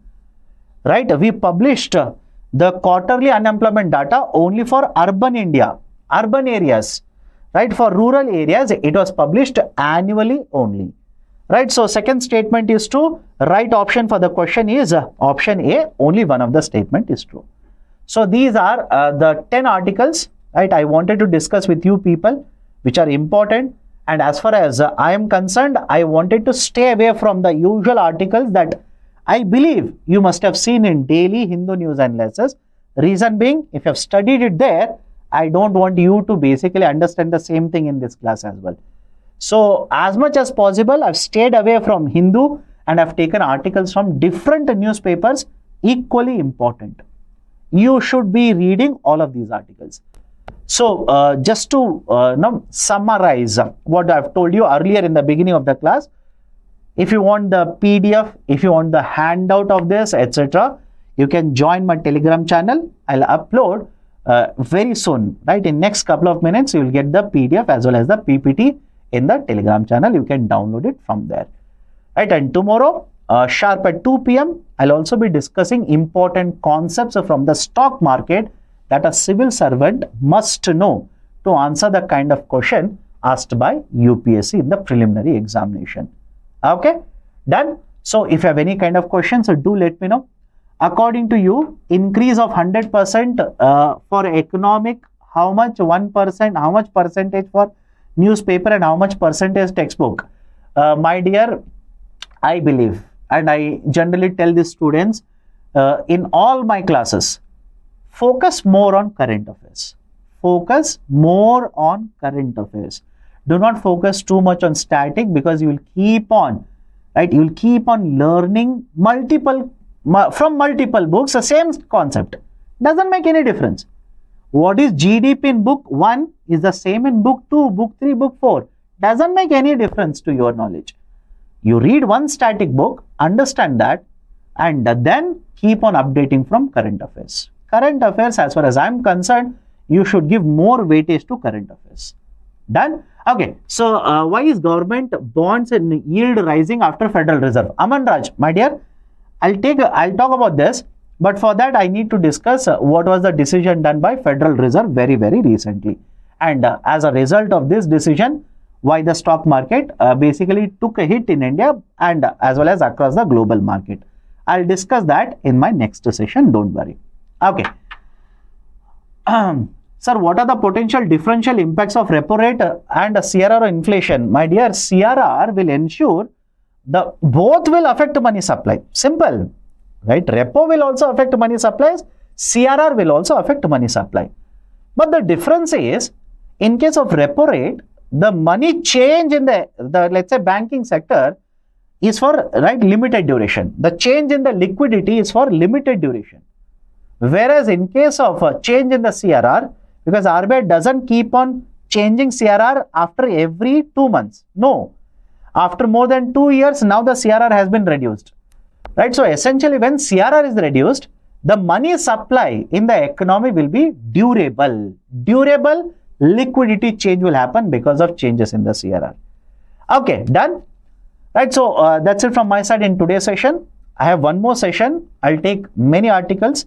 after 7th of December, and I'll cover many more important current affairs in my next session. Please do join my next session. It will be scheduled. Do not worry. That's it from my side. If you like this initiative, do not forget to hit the like button. And if you're yet to subscribe to our YouTube channel, kindly do it right now itself. Thank you. Take care. Have a great day.